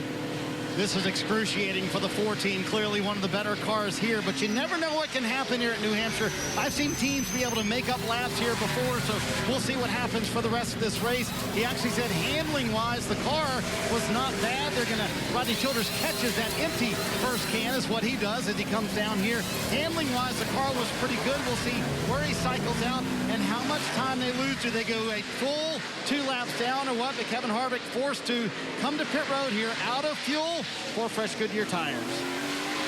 Kevin Harvick won the last 2 races here at New Hampshire Motor Speedway, going for 3 in a row. It's going to be an uphill battle now. Keselowski out front. caution has come out. The 95 goes around. And so Christopher Bell, who had run so well, brings out the caution. The 12 was on pit road. Now, Christopher Bell was running in the 6th position. The 12 had already come to pit road, Marty. And Todd Gordon made that call. They were coming down pit road when that caution came out, Rick. You mentioned it. He said, go ahead and pit, go ahead and pit. And now they're waiting to make sure that they get the car completely full. So Steve will have to see how this cycles out for Ryan Blaney. But he was on pit road when that caution came out. Right rear tire looks like down for the 95 of Christopher Bell. Here's what happened. It looks like he's just up in the corner. Oh, guys, it snaps right around like a flat tire. Yeah, the tire's definitely flat as he's spinning around. He was running in 6th position, having a really strong day. Don't see any damage from any contact. Nope. I'm wondering how much damage this flat tire underneath this car perhaps is doing to brake lines. Hopefully no other damage. As you mentioned, such a strong day, Jeff. I think he, get a right rear tire on it. Should be okay and can recover. What a gift for Clint Boyer. We saw Ryan Blaney on pit road. Fortunately, the caution came out while he was on pit road. I think he's only going to lose 1 lap. The 14 of Clint Boyer we heard was coming pretty soon, so this is a major break for him. They're trying to pick the car up so that they can get the jack underneath it. Yeah, they're going to have to work a little harder than that to get it up. The hardest part right here is the strongest guy on the team is normally the jack man. Yeah. He's the guy running the jack. No ride heights, no interliners. When that car, and they don't get the right front on. Jack drops before they're able to get it on. Actually, both right side tires. It's always so dangerous for a tire changer's fingers between the fenders and the tire. Well, we went down from 7 to 6 to 5 guys over the wall. Now there's not enough guys over the wall to pick up the car off the ground. Good point. And with pit road open now, you see Brad Keselowski in front of Denny Hamlin bringing the lead lap cars onto pit road. Parker? All right, and Joe Logano will pit out a 3rd on top of your screen there. He said it was getting too hot in dirty air, and the car just wanted to snap around on him. It's going to be 4 Goodyear tires to the 22. Brad Keselowski pitting out the lead. Very happy of that race car. Jerry Bullins asked if he would want an adjustment, and he said no, Marty. Denny Hamlin said the car kind of gets tight in the middle of the run, but then at the end of the run, it gets better. Going to be 4 fresh Goodyear tires here and air pressure adjustment. A little bit of a hiccup here on the left side. Denny Hamlin is going to hold serve, I believe, off pit road of those who took 4 tires. He might have lost a spot there, Rick, but Austin Dillon with a little play there. 2 tires for the 3 car. Yeah, they have played strategy, and it's paid off for them already this year. Austin Dillon plays that strategy one more time for success on pit road. On the racetrack, though, the 95, Christopher Bell, right rear tire down. He goes around.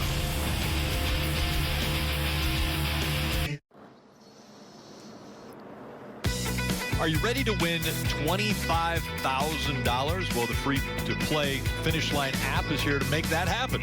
The expert analysis and live in-race picks. Your racing experience will hit the jackpot. Go to your Apple Store or Google Play and download the Finish Line app today. I tried that too, Rick. Not so good. Picks, not so good. Under 10 laps to go in the Foxwoods Resort Casino 301 second stage.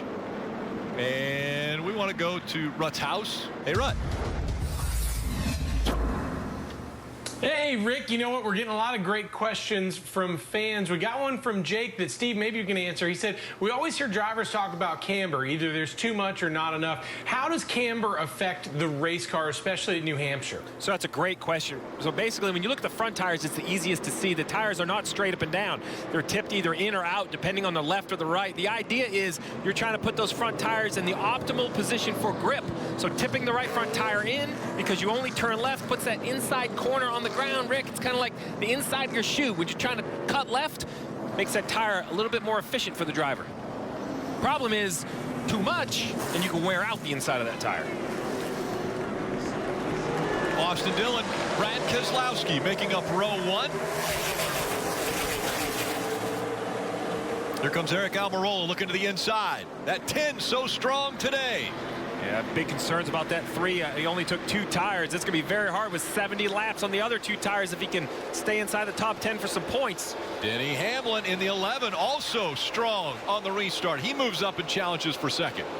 Yeah, Denny's strong on the restart. Spins the tires a little bit at the flag stand, but he's drove back up here to the inside of his 10 car and taking that spot away.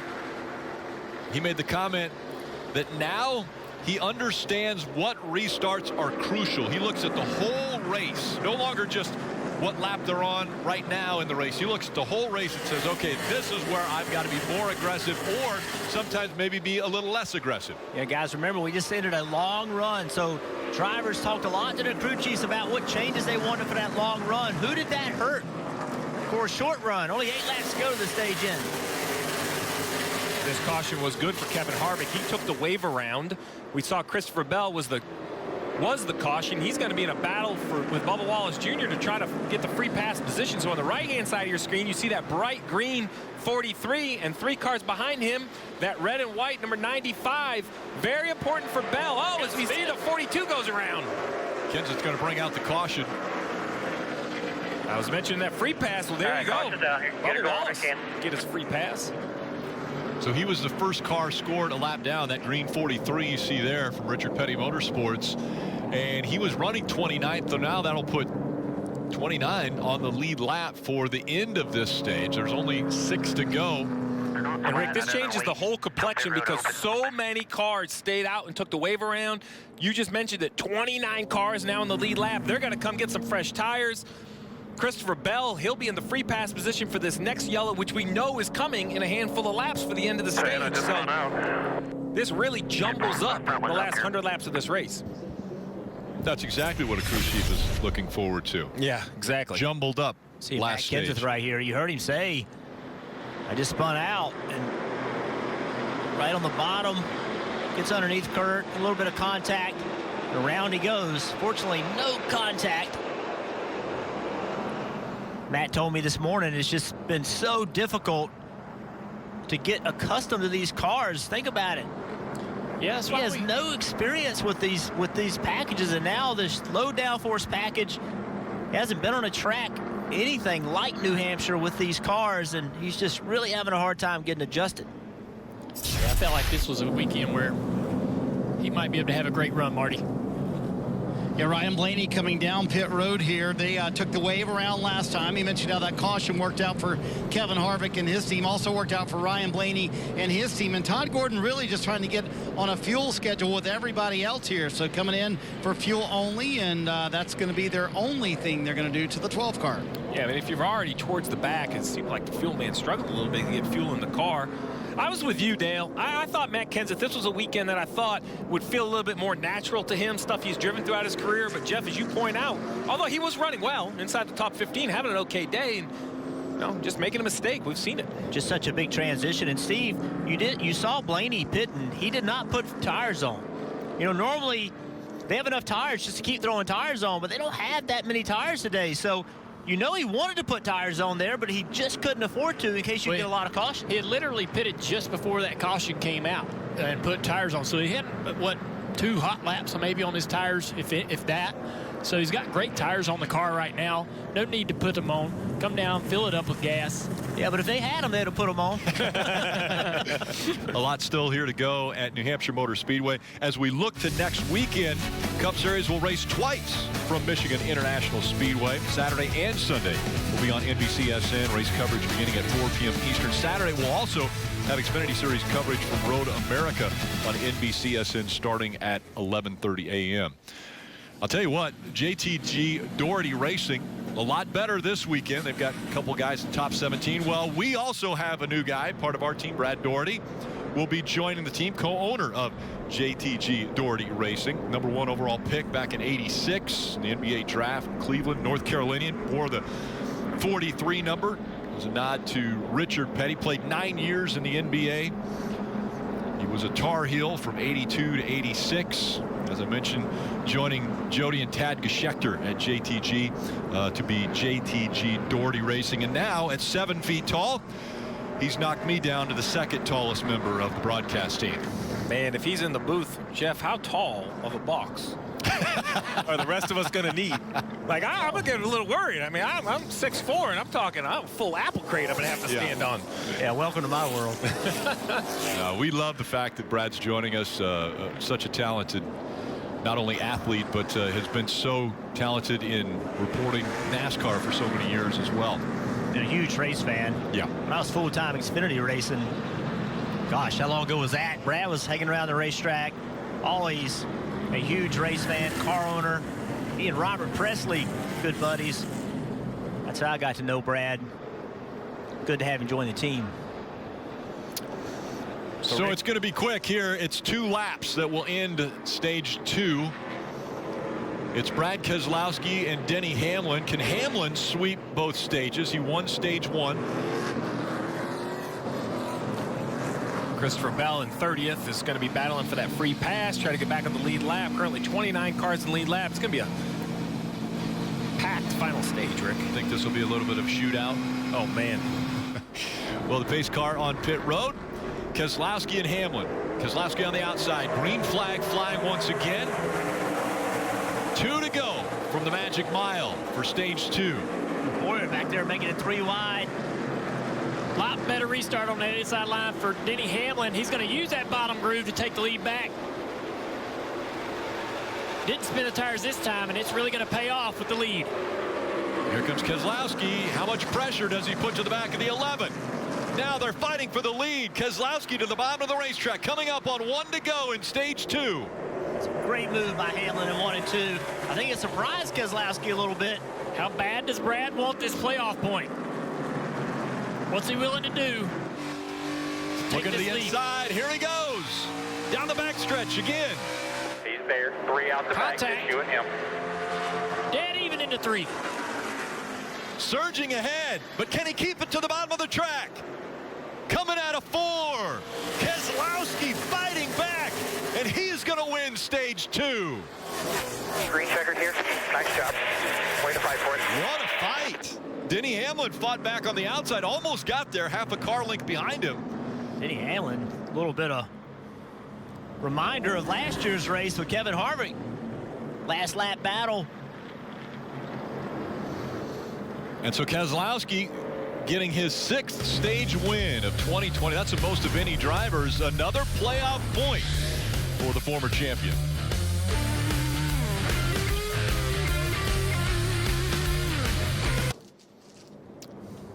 NASCAR Drive, that's your live race day companion. Follow your favorite drivers with high-definition in-car cameras. All you have to do is visit NASCAR.com/drive, or you can download the mobile app today.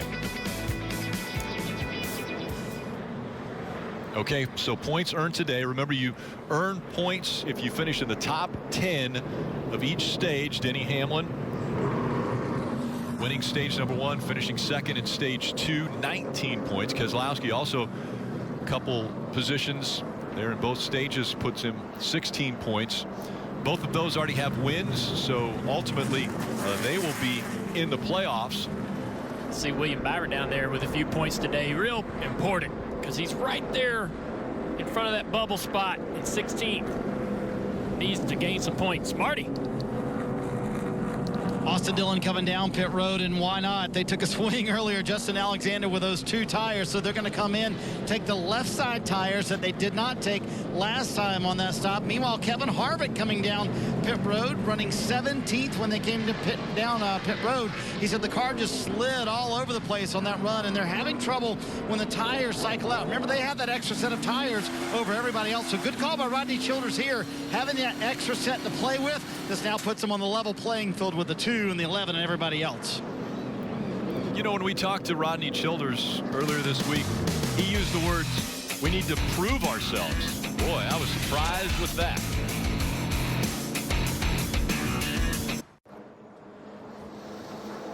Sad news from last weekend. We talked about it during the Xfinity Series race, but the previous owner here at New Hampshire Motor Speedway, Bob Bear, passed away. And he was so influential in racing in New England. And I know, Jeff, you had very strong feelings about Bob. Yeah, very nice man. From the very first day they opened this racetrack, he made you feel like a guest in his home, and just always so welcoming, and just a kind man. He left a huge mark on the sport. Yeah, you talk about the mark. You know, I didn't have a first-hand relationship with Bob Bear, but a New England native. I remember, you know, he created the Oxford 250, which is a marquee late model event in New England, and then took this motorsports park and created what it is today. You know, I have to ask myself, am I even here in North Carolina working in NASCAR? You know, he gave a young kid like me a dream of what racing can be. He brought the biggest and the best to New England, so he's definitely going to be missed. And, you know, his impact we felt for a long time on the sport.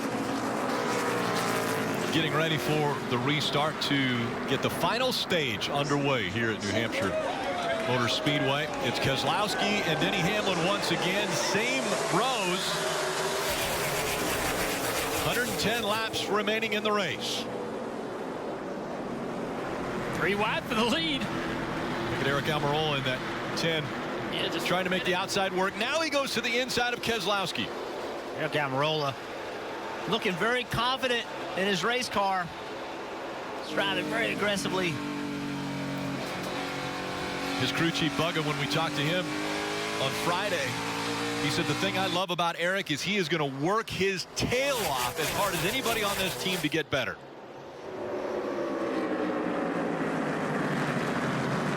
He's actually trying to make that third lane work. Just doesn't quite have the exit up there just yet. Still got to turn down. Use that exit, though, on that low entry to pull almost past the 11 car. Hammond was a little loose coming out of 2, and now Brad Keselowski trying to take the lead back away from Denny. Denny fights back on that outside. Outside seems to be able to stay up there in turns 3 and 4, down in 1 and 2. Brad slides up in out of the PJ1. Denny kind of gets the run off of turn 2 to keep the spot. It's a great example how we saw Brad leaving on the bottom of the corner and using that to make a lot of speed. But he was doing that by entering the corners high and then leaving low. Now that he has to enter lower, he has to turn the steering wheel more. That's asking the car to do more things, and the car just doesn't have the grip. Yeah, back there in third, battle for third. William Byron driving into this race, giving himself a shot at a possible win today. Man. Great run for that team. How much would that upset the playoff standings? Out of nowhere, as this 24 car come, see what kind of speed he's got. Just right on the bottom of the racetrack. We showed that earlier, how he was just running the very bottom, making it work. Steve, I think you said it was the Tony Stewart line. Yeah. Marty.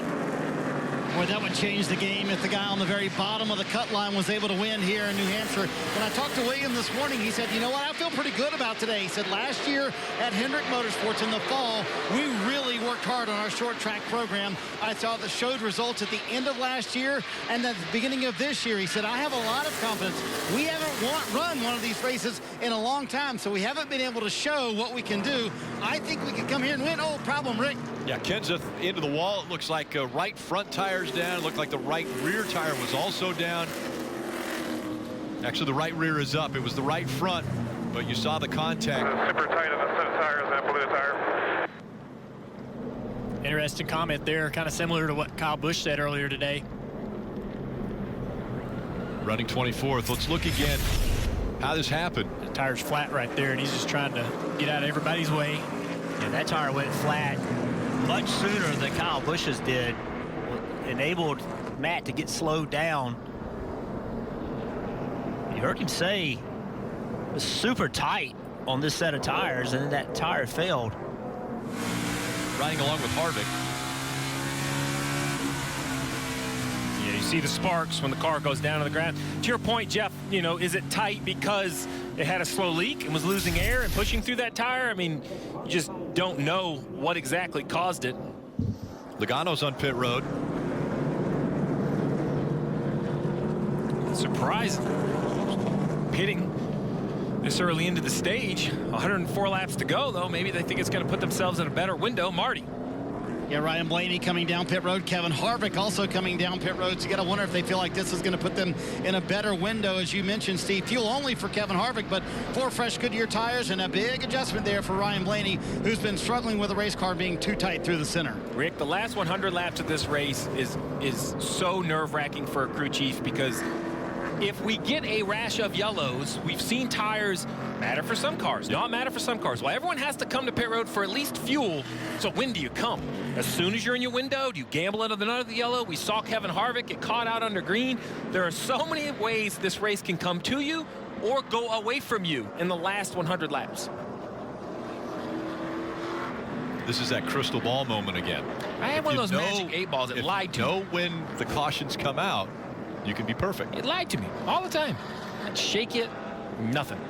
Hamlin, Keselowski, William Byron, the 22-year-old, not a rookie, so he's not in the rookie battle, but one of the youngest drivers on the racetrack, currently running in the 3rd position. Eric Almirola, who is a top 10 streak at 8 races in a row.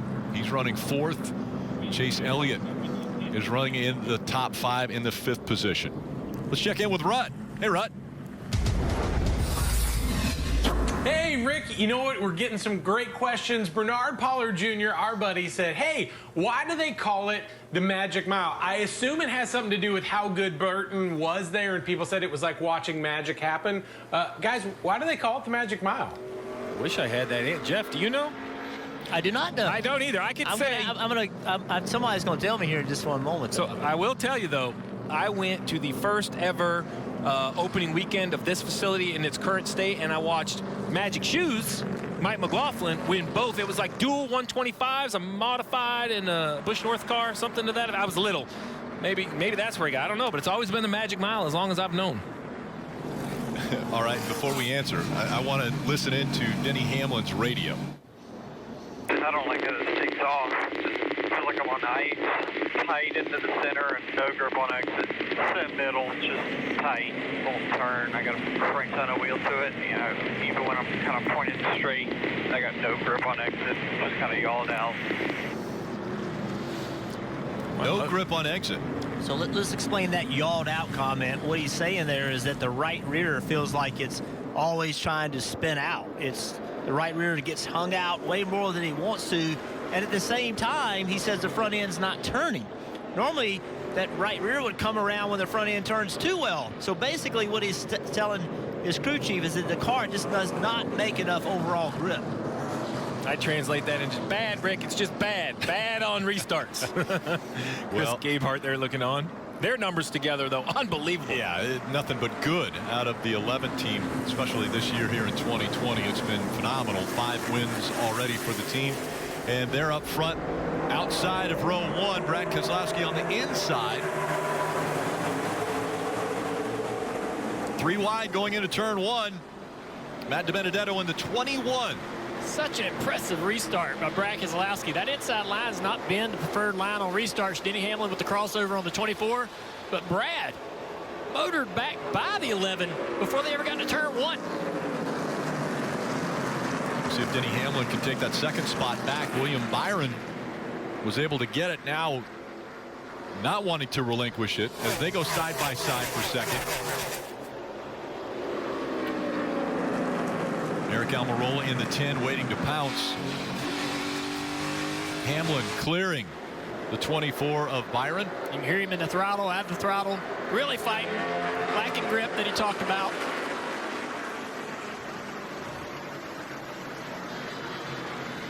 The 2 car stays down to that bottom groove all the way around the corner. Denny chasing his car up out of that bottom groove into the center of the corner. We know there's more grip on that bottom groove and that top groove.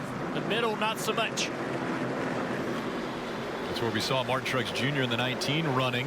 Right in the middle. Yeah, Matt DiBenedetto in the 21 moving out. You notice guys have more drivers have issues off of turn 2 than they do turn 4. The exit of turn 2 is a tighter radius, and there's a big bump on the exit of that corner that your car falls down into. That's why you see more issues off of 2. The 11 car doesn't fire off well, but man, he's motored back up to the back of this 2 car after a few laps. That 11 gets rolling. Oh man, he's really loose right there in the middle of 1 and 2. That must be what helps him in the long run. The car just must continue to turn. I worry about that if we have those yellows you talked about, Steve, late in the run. Those Penske cars fire off really fast for a few laps. Great on restarts. Denny has the speed, though, after a few laps. 42 back in the wall again. Kenseth bringing out the caution yet again. Another flat tire. You'd have to imagine there was some damage left maybe from the time before. We'll have to take a replay to confirm that. Maybe it was something else. Do not put right side tires on it until we can look at it and see what's rubbing. So we heard the crew chief, don't put right side tires on it so we can see what's rubbing. So he believes they cut another tire.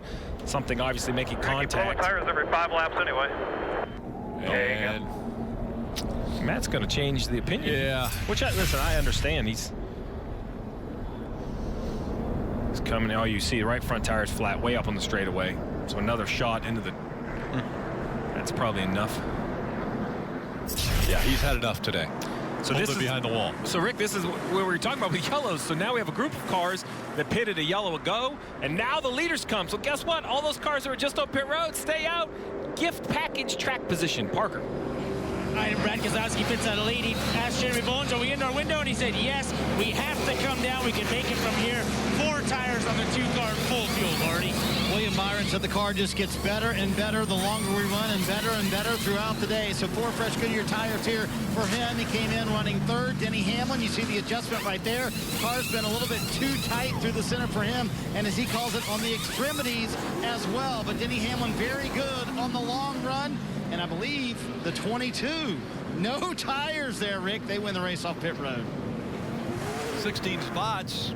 Ty Dillon did similar strategy. No tires. So Denny Hamlin a little bit surprised by the guys he'll be running against now up front.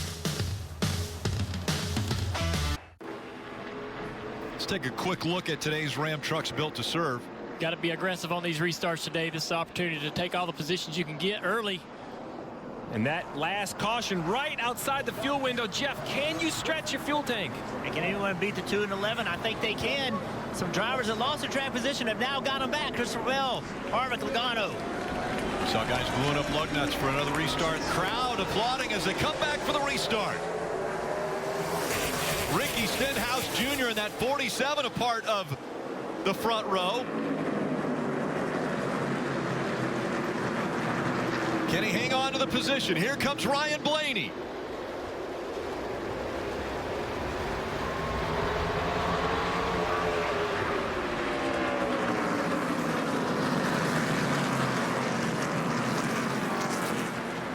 Chase Elliott leading him. Ryan Blaney running 2nd. Stenhouse Jr. has dropped back to 3rd. Kevin Harvick coming into the picture. He's 4th. And then a battle for 5th. Denny Hamlin and Christopher Bell back into the mix. Drivers getting their track position back. That 12-car Blaney, saw him run very well early. Good position now. Look at Hamlin driving the corner. Wow. Can he complete the pass on Harvick? He has to get out of the gas so he doesn't slide into his side door. Let's see if he tries that again. Just overdrive the entry, carry tons of speed through the middle, then slide up in front of Harvick. That time he didn't slide. Does he have enough speed? He does, just to clear Harvick. Hamlin up to 4th. Here comes Joey Logano, also trying to get by the 4. How about Ricky Stenhouse Jr. in that 47 staying up here? Doing a really nice job of kind of getting in line. And look at this. He's going to give the 11 the top. He knows the 11's faster. Does not want to get put out of what he considers the preferred lane. Yeah, Chase Elliott. Not really seen him much today. It's interesting watching him run the bottom, enter on the bottom of turn 1. See what it does down here in turn 3 and 4 as he notices that 12 car getting bigger and bigger in that rearview mirror. He slides up the track a little bit. But Chase is also one of those drivers trying to recover track position, had a speeding penalty early. Look, Chase enters low into the bottom groove while Blaney goes high, turns the car, gets the straighter run off the corner, but it's not producing results for Blaney. That bottom working really well for the 9 car in 1 and 2, but down here in 3 and 4, oh, gets in the corner a little hard. They both use the high side. Blaney trying to disrupt the air on the quarter panel of that 9 car, trying to get him up out of the racetrack a little bit. Doesn't bother him. Car in the wall. 3, back it down. Flat left front tire on the 38. Yeah, John Hunter Nemechek, you see the yellow stripes. He's heavily involved in the Rookie of the Year battle right now. He was running 22nd. John Hunter Nemechek, son of Joe Nemechek. Look at the side of that race car. That's a hard impact right there. Destroyed that 38 car. So the 23-year-old's going to take that one back into the garage, and his day will be done. Here, come down to the opening. Again, getting into turn 3. Left front tire's flat. Straight into the fence. That car, when it made that impact, it just looked like it dug in the wall. We're in Charlotte, and I could feel it. I wonder if there was some kind of contact during that restart. It might have given us slow leak in that left front tire. Marty. Well, here come the guys who did not come down pit road last time. I asked Alan Gustafson why not come down pit road. He said everyone that pitted a lap 205, they're going to be about 10 laps short. They're going to bank on the cautions, which they got one here early in that run. But these guys coming down pit road now. Chase Elliott saying, I thought I could make some hay on the bottom there in the grip stuff, but when I'm out of it, I have no forward drive off. Ryan Blaney, kind of same story, 4 fresh Goodyear tires. 87 to go at this point. By the time they take the green, I think it's going to be close for these guys to be able to make it to the end of the race. So a few coming to pit road, and the reason for that is this caution. Hard hit by John Hunter Nemechek, bringing out the 11th caution.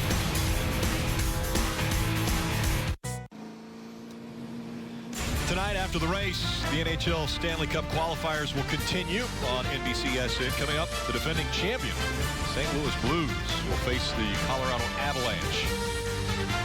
Okay, so I want to go back to Rutledge Wood. He asked a question that Bernard Pollard Jr. had posed to him about why it's called the Magic Mile. I called my friend, who's a New Englander who knows a lot about racing, by the name of Mike Joy, and he gave me the answer. So, Rut, do you know the answer? So the answer I got came from my friend Brian Hammond, who works at SMI, and he said that Bob Bear, we've heard so many great stories today about him. He used to send all the employees to the Disney training program because he wanted people to have those skills and really understand the Disney way. Thus, the Magic Mile, just like how Disney has the Magic Kingdom. Is that? I'm sure that's what Mike Joy told you because he knows everything. But I had to phone a friend here. It was poetic the way Mike explained it to me. But yes, Bob Bear did send his employees down there to learn about customer service. And of course, Magic Kingdom, he picked it up and said, we're going to call it the Magic Mile. Well, it's a magic experience with all of the people at the track, but I have had some less than magic experiences actually trying to race there. And this is another one. You know, you ask, hey, who's better off here? The guys that are out there on older tires and less fuel, the guys that just pitted? I still have no idea. And that's what makes this race so difficult. If it runs green to the end, Denny Hamlin, Joey Logano, man, they're going to be really close on fuel. If we get a bunch of yellows and they can save gas, then they look genius because they're out there at track position. So, Parker, it really depends on what kind of race we see for the final 84 laps. Right, and the car that's probably been the best this whole race, led 103 laps, is that 2-car Brad Keselowski. You see that little bit of damage on the right front. Take a listen to what he had to say on the radio under this caution. Got a picture of your damage. It's obviously not ideal from an aero standpoint, but it's no worries about the tire here. Copy. Sorry about that. Yeah, so far, all good. Wrong way to go. And that damage came from the 95 car. We saw him get really loose off of turn 2. He got the 95 just a little bit and maybe hurt that car in the speed realm. There, we'll see when they get going here on the green. See Denny Hamlin taking the bottom on this restart. Pretty interesting.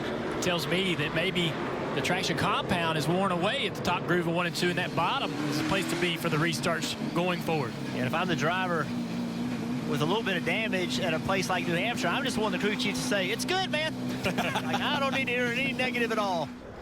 83 laps to go. This time it's Denny Hamlin and Joey Logano making up row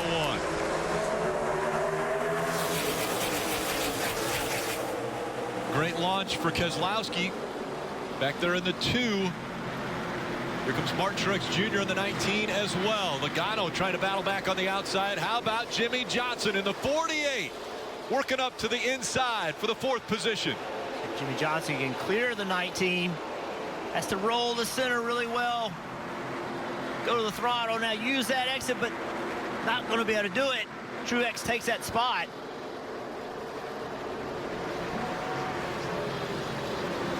For the lead, here comes Keselowski once again, looking to the inside of Hamlin. Watching them all enter low. usually the bottom of the racetrack entering. We've watched them all day long. Enter on the high side into turn 1, into turn 3. Now look at them, protecting that bottom. It may not be the fastest way right now for Denny Hamlin, but he does not want that 2 car in his door. And he's there, right at the door. Keselowski diving into 1. Man, they wrap the bottom so well now. The track changed so much throughout the day. Let's see where Brad goes now that he has the lead. Will he run that bottom? Yep, back to the bottom. Interesting stuff. You got to be able to be on top of that. You got to get that information from your crew chief. Where are the leaders running? They're moving around. They're changing. They're finding speed. And how do you know that if you're the leader? There's no one else to watch. It's just feel. The driver feels. He understands how the track's changing, what's going on with my tires on restarts. As this run goes on, they'll probably migrate back toward the top, especially on corner entry. As we watch these leaders, those cars that came to pit road get a little bit fresher tires are trying to make their way back up through traffic.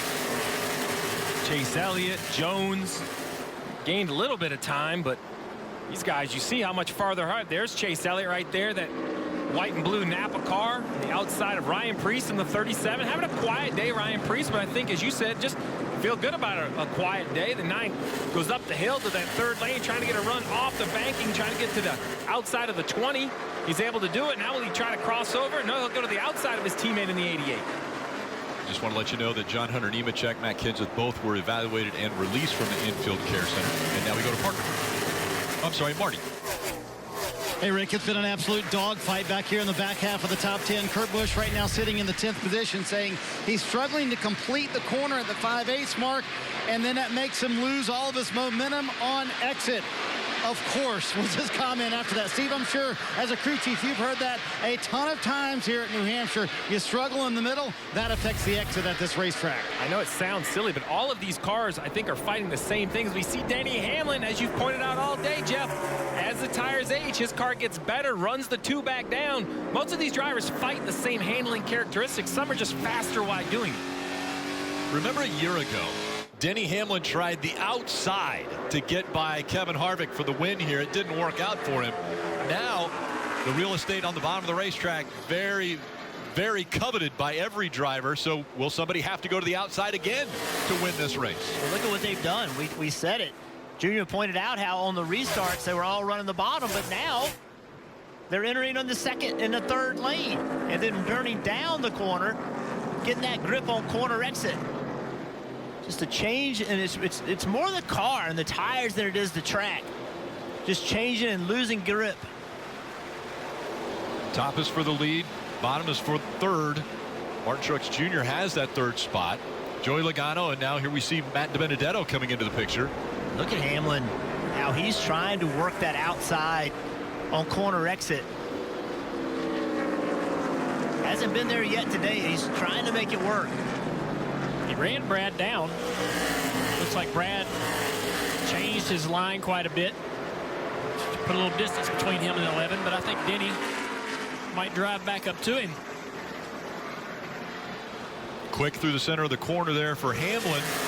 See, Hamlin, you caught it, Rick. You're exactly right. So he's going back to the throttle before Brad, but he's not trying to turn the car now. He's trying to let it leave on corner exit up high. And that lets him go to the gas sooner in 3 and 4. Let's see if he tries it again. It worked for him that last corner in 3 and 4. Let's see if it works this time. They both enter very similar, but watch Brad. He turns his car. Well, this time Hamlin's showing him something different. But see Hamlin on the corner exit? Look at the difference. Now let's see what happens. Hamlin's starting to make it work. The fact he can break even with Brad is telling me that track is starting to have some grip up there on that outside lane. And then, as quickly as you say that, he dives to the bottom of the racetrack. Keselowski shuts the door.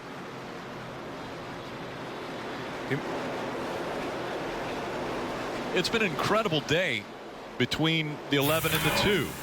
They fought for stage wins. Yeah, they were quite aggressive with each other in the first stage early on. It just seems like that on the restarts, the 2 car has the speed. Over the long run, the 11 car comes back. This was the stage 2 battle. It ends up going to Keselowski by that much. About a car length. Denny's back on his bumper now. Trying to find a line to get around this 2 car. Watch right here. Watch Brad in the bottom of the racetrack. Then Denny Hamlin gets the center of the corner speed, and 3 and 4 is where Denny's beating Brad. See if he can make it work again. Brad experimented a little bit that last time through there. Staying up high, turning down low later than he was before. They're just looking for traction. They're looking for grip. Maybe in a place at a racetrack where that traction compound hasn't worn out. They keep moving it further around the corner as far as how high they are in the corner. And that was inches that Brad Keselowski had cleared the 11 of Denny Hamlin to stay up front. Denny's got a little bit quicker car, and he's just trying to go where Brad isn't, just to get a little bit more air on the front of that car to help the turn. This is an awesome race. You hear it? And that's coming from the guy running second. Yeah. Hey, even the drivers can do play-by-play behind the wheel, right? He's having fun. Awesome racing. Brad Keselowski out front. Denny Hamlin running second. Can Denny Hamlin go back to victory lane today?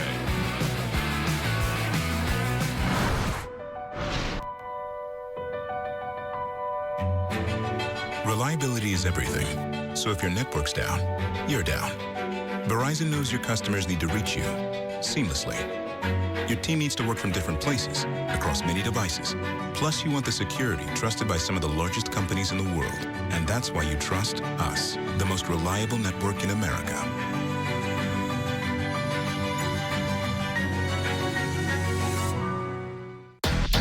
Only Wendy's 2 for $5 has all the chicken you crave.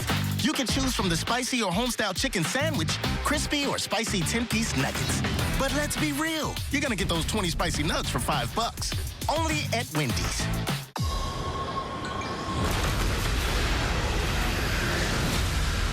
Mike Farrow is our one and only suspect in this morning's bombing.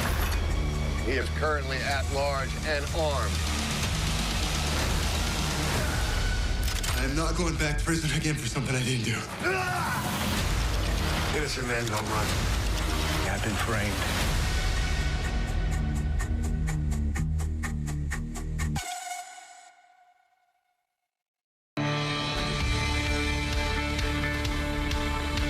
Providing a layer of protection you can count on, WeatherTech features non-porous surfaces that can easily be wiped with germ-killing disinfectants and can easily be washed out for complete protection, front, back, and even up the sides. It's not so easy with carpet mats. Stay safe with WeatherTech, the ultimate protection for your vehicle. Order today at WeatherTech.com. Only Wendy's 2 for $5 has all the chicken you crave. You can choose from the spicy or homestyle chicken sandwich, crispy or spicy 10-piece nuggets. But let's be real, you're gonna get those 20 spicy nugs for $5. Only at Wendy's. I am the one, back with a full throttle roar.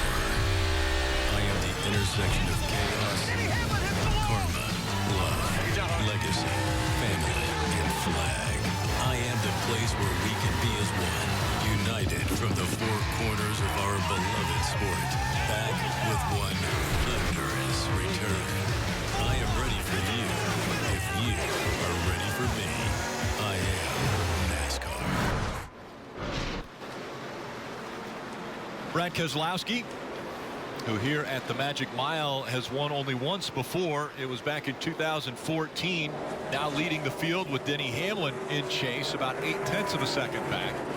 Then it's Martin Truex Jr., Joey Logano, Matt DiBenedetto, Jimmy Johnson, William Byron, Eric Almirola, Cole Custer, and Chase Elliott all inside the top 10, just outside Tyler Reddick in 11.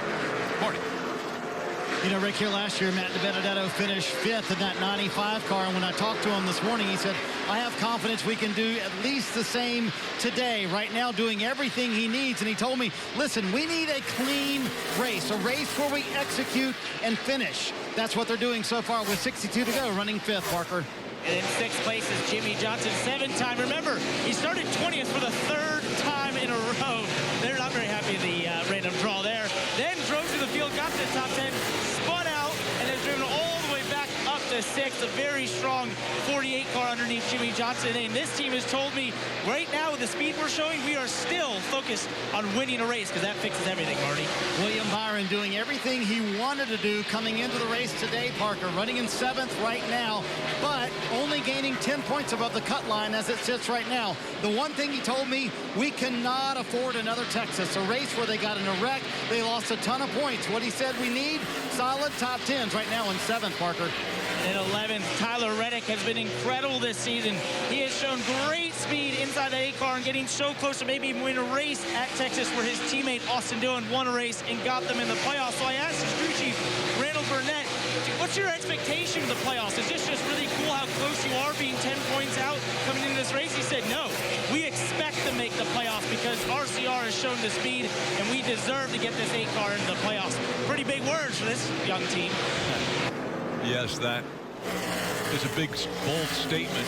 Steve, I look down at the list and I look at where the guys pitted last, and you have to go all the way down to 10th to find Chase Elliott, who pitted on lap 214. Everybody else was around 205, so is fuel an issue here? Well, I think fuel can definitely be an issue. Those guys that pitted at lap 205, you see them on the left side of your screen. You mentioned Chase Elliott in 10th. I believe the lap 214 guys are right on their number. Close, but gonna make it no problem. The 205 guys, while they do have a yellow in there, I just don't see them running hard. So the anxiety starts to grow. When do you bring your driver in on the plan? My point is, you see the 24 of William Byron running in the 7th position. Jeff, how much fuel can you save if I wait till 20 to go to tell you, or 30 to go to tell you? If I need a gallon or two, I might have to tell you with 50 to go, right? Start saving me a little every lap. There's only so much you can conserve in the closing laps. That's exactly right. And if you do try to save, you know, all of a sudden at once, the crew chief says, hey, you got to save me all this, then it's too late. Many times it's too late, and you give up so much time. When you know it early, you can pace yourself and decide when to race and when not to race. Marty. Hey, Jeff, I checked in on the 11 team, and they said we're going to be right on that number to Steve's point at pitting at 205. Meanwhile, the 9 team, Chase Elliott and that group, as Steve mentioned, they are good to go. They can make it to the end. And I tell you what, those guys rolled from the back of the field. Chase Elliott restarted 23rd, rolled up to the top 10, and then stopped. Jeff, you know it. You tried to get through traffic here. You can kind of get through a few spots, but once you get to that top 10, it's a different game to gain those spots. Yeah, it gets way more difficult to get by the better cars. See right here, Amarola's gotten by William Byron. William having a good solid day, though. That's what they need. That was a conversation. Also right behind him, Jimmy Johnson. It's lost a few spots, but Jimmy Johnson actually ahead of him. He also needs to have that kind of day. Just a solid day with no problems. How many races has this team been sitting like just like they are today, guys, and then have a bad problem late in the race? Well, Rick, the longest green flag run we've had today is 71 laps. That came to an end when Christopher Bell melted a bead in the right rear tire. So for this race to go green to the finish, it would be an over 80-lap run. We have yet to see that happen. So don't hold your breath, right? Everybody has one set of tires left. If the caution comes out, do you pit? What kind of adjustments you make? A lot of racing still to go with 55 laps. You're Brad Keselowski. You don't want to see a pit, or you don't want to see a caution, do you? Or do you, because you're right there on your window for fuel? I'm sure only Jerry Bullins knows that, to be honest. You know, we haven't heard a lot of chatter on the radio, which tells me they're probably better than I think they are. These drivers have learned to be very, very good at saving fuel under yellow. Jeremy Bullins right there, the crew chief for Brad Keselowski on the bottom of the screen. 8 laps of caution he has. I bet he could save 4, 5, 6 laps under those 80. You know, these guys have become very good under yellow. So I'd love to tell you that he looks nervous, but that's how Jeremy kind of always looks, very intent. You remember last week when Richard Childress opened the doors and showed us his command center? All the teams had those, and they can tell the drivers how much fuel they're saving, how much fuel they need to save. Are they going slow enough? You know, all that information can get relayed to the drivers. Christopher Bell, another right rear down. Gosh, they were having such a good day. Going to get to pit road. He makes not pit bring road. out a yellow. Yeah, no caution has come out. So Christopher Bell will get to his pit stall, put another right rear tire on. Marty. Boy, Rick, you could hear it pop down here in Denny Hamlin's pit. It was in the middle of 1 and 2 when that did happen. Oddly enough, Christopher said, we are really good even after that first right rear tire that went bad, and we need it to go green the rest of the way. Obviously, they got that, but not what they wanted here with the right rear going down. And such a day, a promising day for Christopher Bell, who ran into the top 5 after starting way in the back of the field. Not going to end very well for the 95. Again, trouble getting the jack underneath it. Well, everyone is fighting for the possibility to hold up the lobster at the end of this one. Well, maybe not Denny Hamlin, but most drivers are looking to hold on to that lobster at the end of this race. So we go NASCAR nonstop. You can't afford to fail. On the road, on the job, off the grid. So get to Advance. Get the advice you need. Get the part you need. From the experts. Fast. Without fail. Advance how you get help, how you get answers, how you get parts. Advance your auto at Advance Auto Parts. Your new Honda is ready to go, like the Pilot or Passport. Get a great deal on the Passport at the Honda Summer Clearance event today. From sandy blonde to jet black. When it comes to a great-looking gray-free beard, trust the new Just for Men. The easiest way to put your best face forward. The same great results in just 5 minutes at home. Just for Men mustache and beard. Be the better man you are and look the part. When you eat Reese's for dessert, is it over too fast? Well, then chill your Reese's. You'll eat it slower. I wouldn't know. I swallow mine whole. Like a duck. Not sorry. Reese's. Awesome internet. It's more than just fast. It keeps all your devices running smoothly. With built-in security that protects your kids, no matter what they're up to. Protects your info and gives you 24/7 peace of mind. That if it's connected, it's protected. Even that pet camera thingy. Can your internet do that? Xfinity XFi can, because it's simple, easy, awesome. Xfinity, proud premier partner of NASCAR. Your new Honda is ready to go, like the Pilot or Passport. Get a great deal on the Pilot at the Honda Summer Clearance event today. This week, anything can happen in the Stanley Cup qualifiers. All day, all night, all for one goal. The Stanley Cup qualifiers continue all week on the networks of NBC.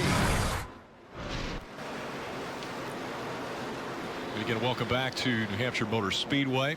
And coming up next, right after this race at St. Louis, Colorado, as the Stanley Cup qualifiers continue on NBCSN. Out front with a 1.5 second lead is Brad Keselowski. Denny Hamlin running second. Martin Truex Jr. is third. Logano and DiBenedetto rounding out the top 5.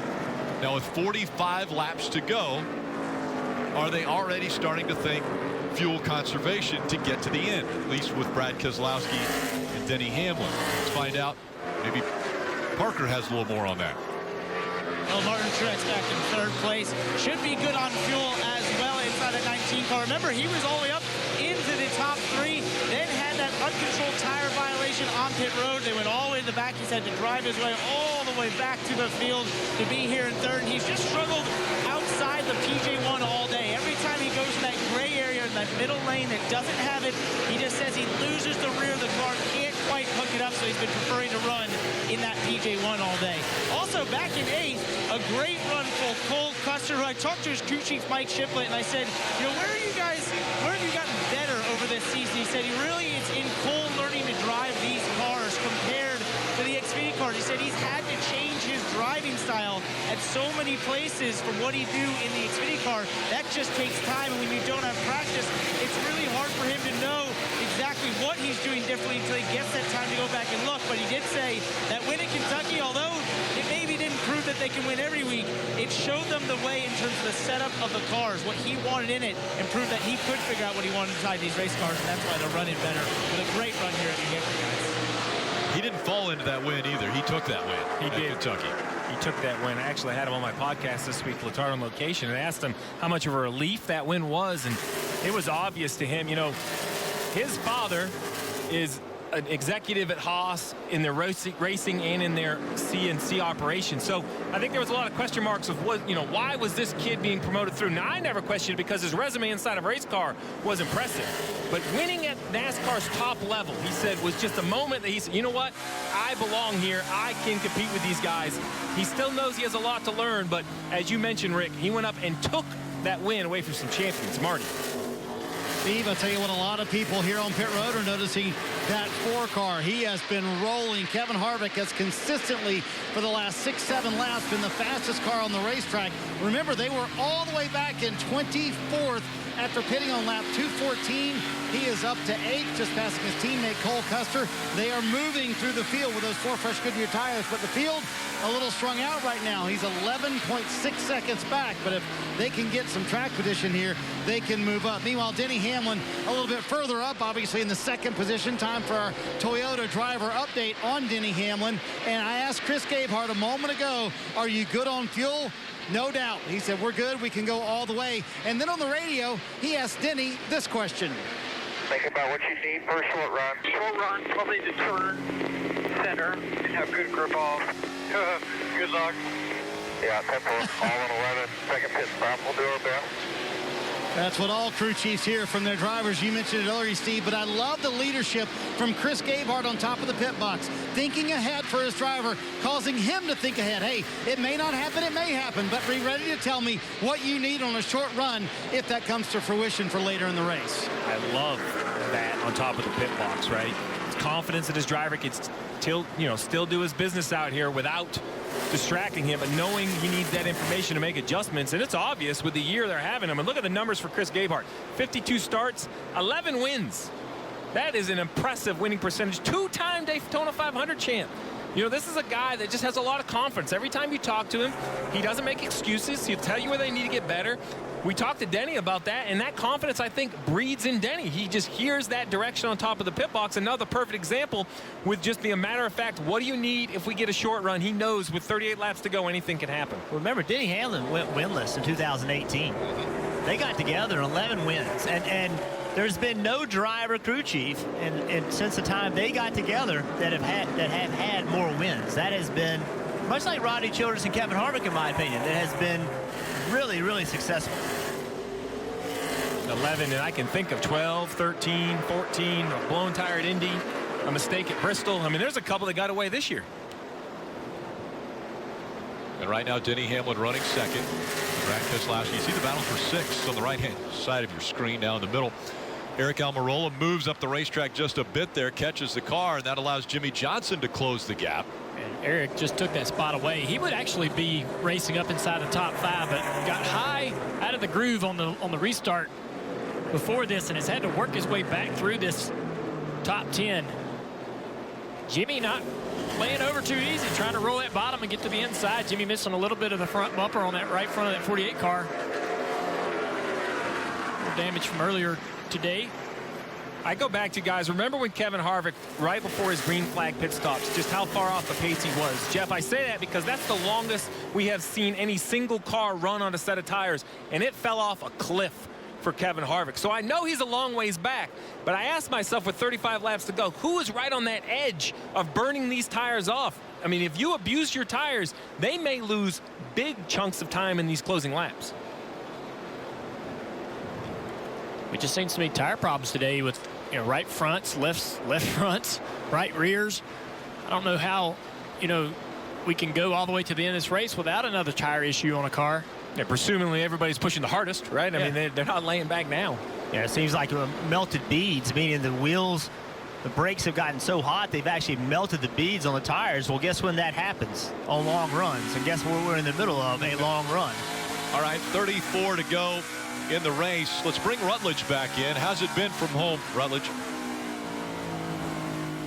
It's good, Rick. I sure wish I was there. You know, speaking of tires, Cole Pern, former crew chief for Martin Truex Jr., was asking, could we possibly put up a graphic so he could see who has what tires left and on what car, which is pretty brilliant that even a former crew chief is still trying to crew chief from home. And exciting for him this week, it was announced that he is going to be one of the engineers for Connor Daly in IndyCar for Ed Carpenter Racing. Really exciting, but guys, any chance, since I asked for him, like, can we just slap a graphic together who's got what tires left? You can let them know that most everyone has one set. How about that? Everybody has a set of tires, a few exceptions, but all the leaders have one set of tires left.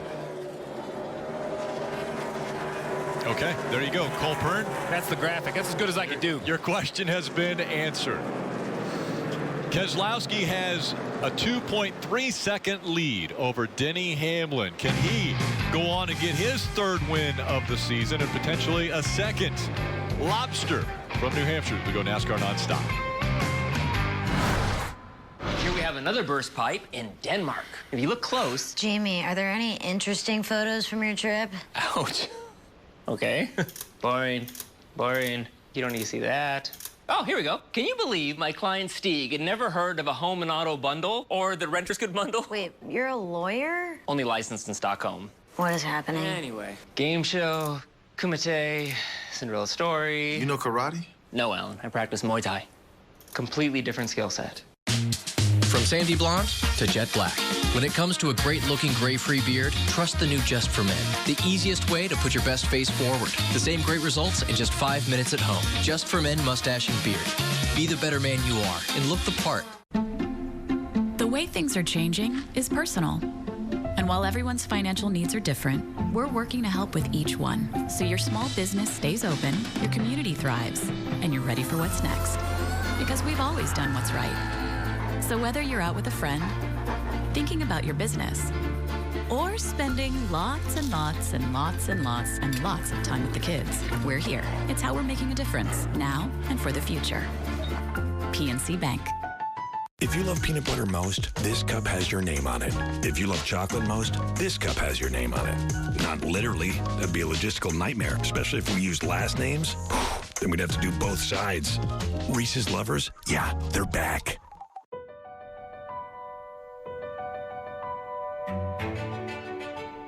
We could never do what they do. But what we can do is be a partner that never quits. Verizon is the most reliable network in America, built for interoperability and puts first responders first, giving their calls priority 24/7. We do what we do best, so they can too.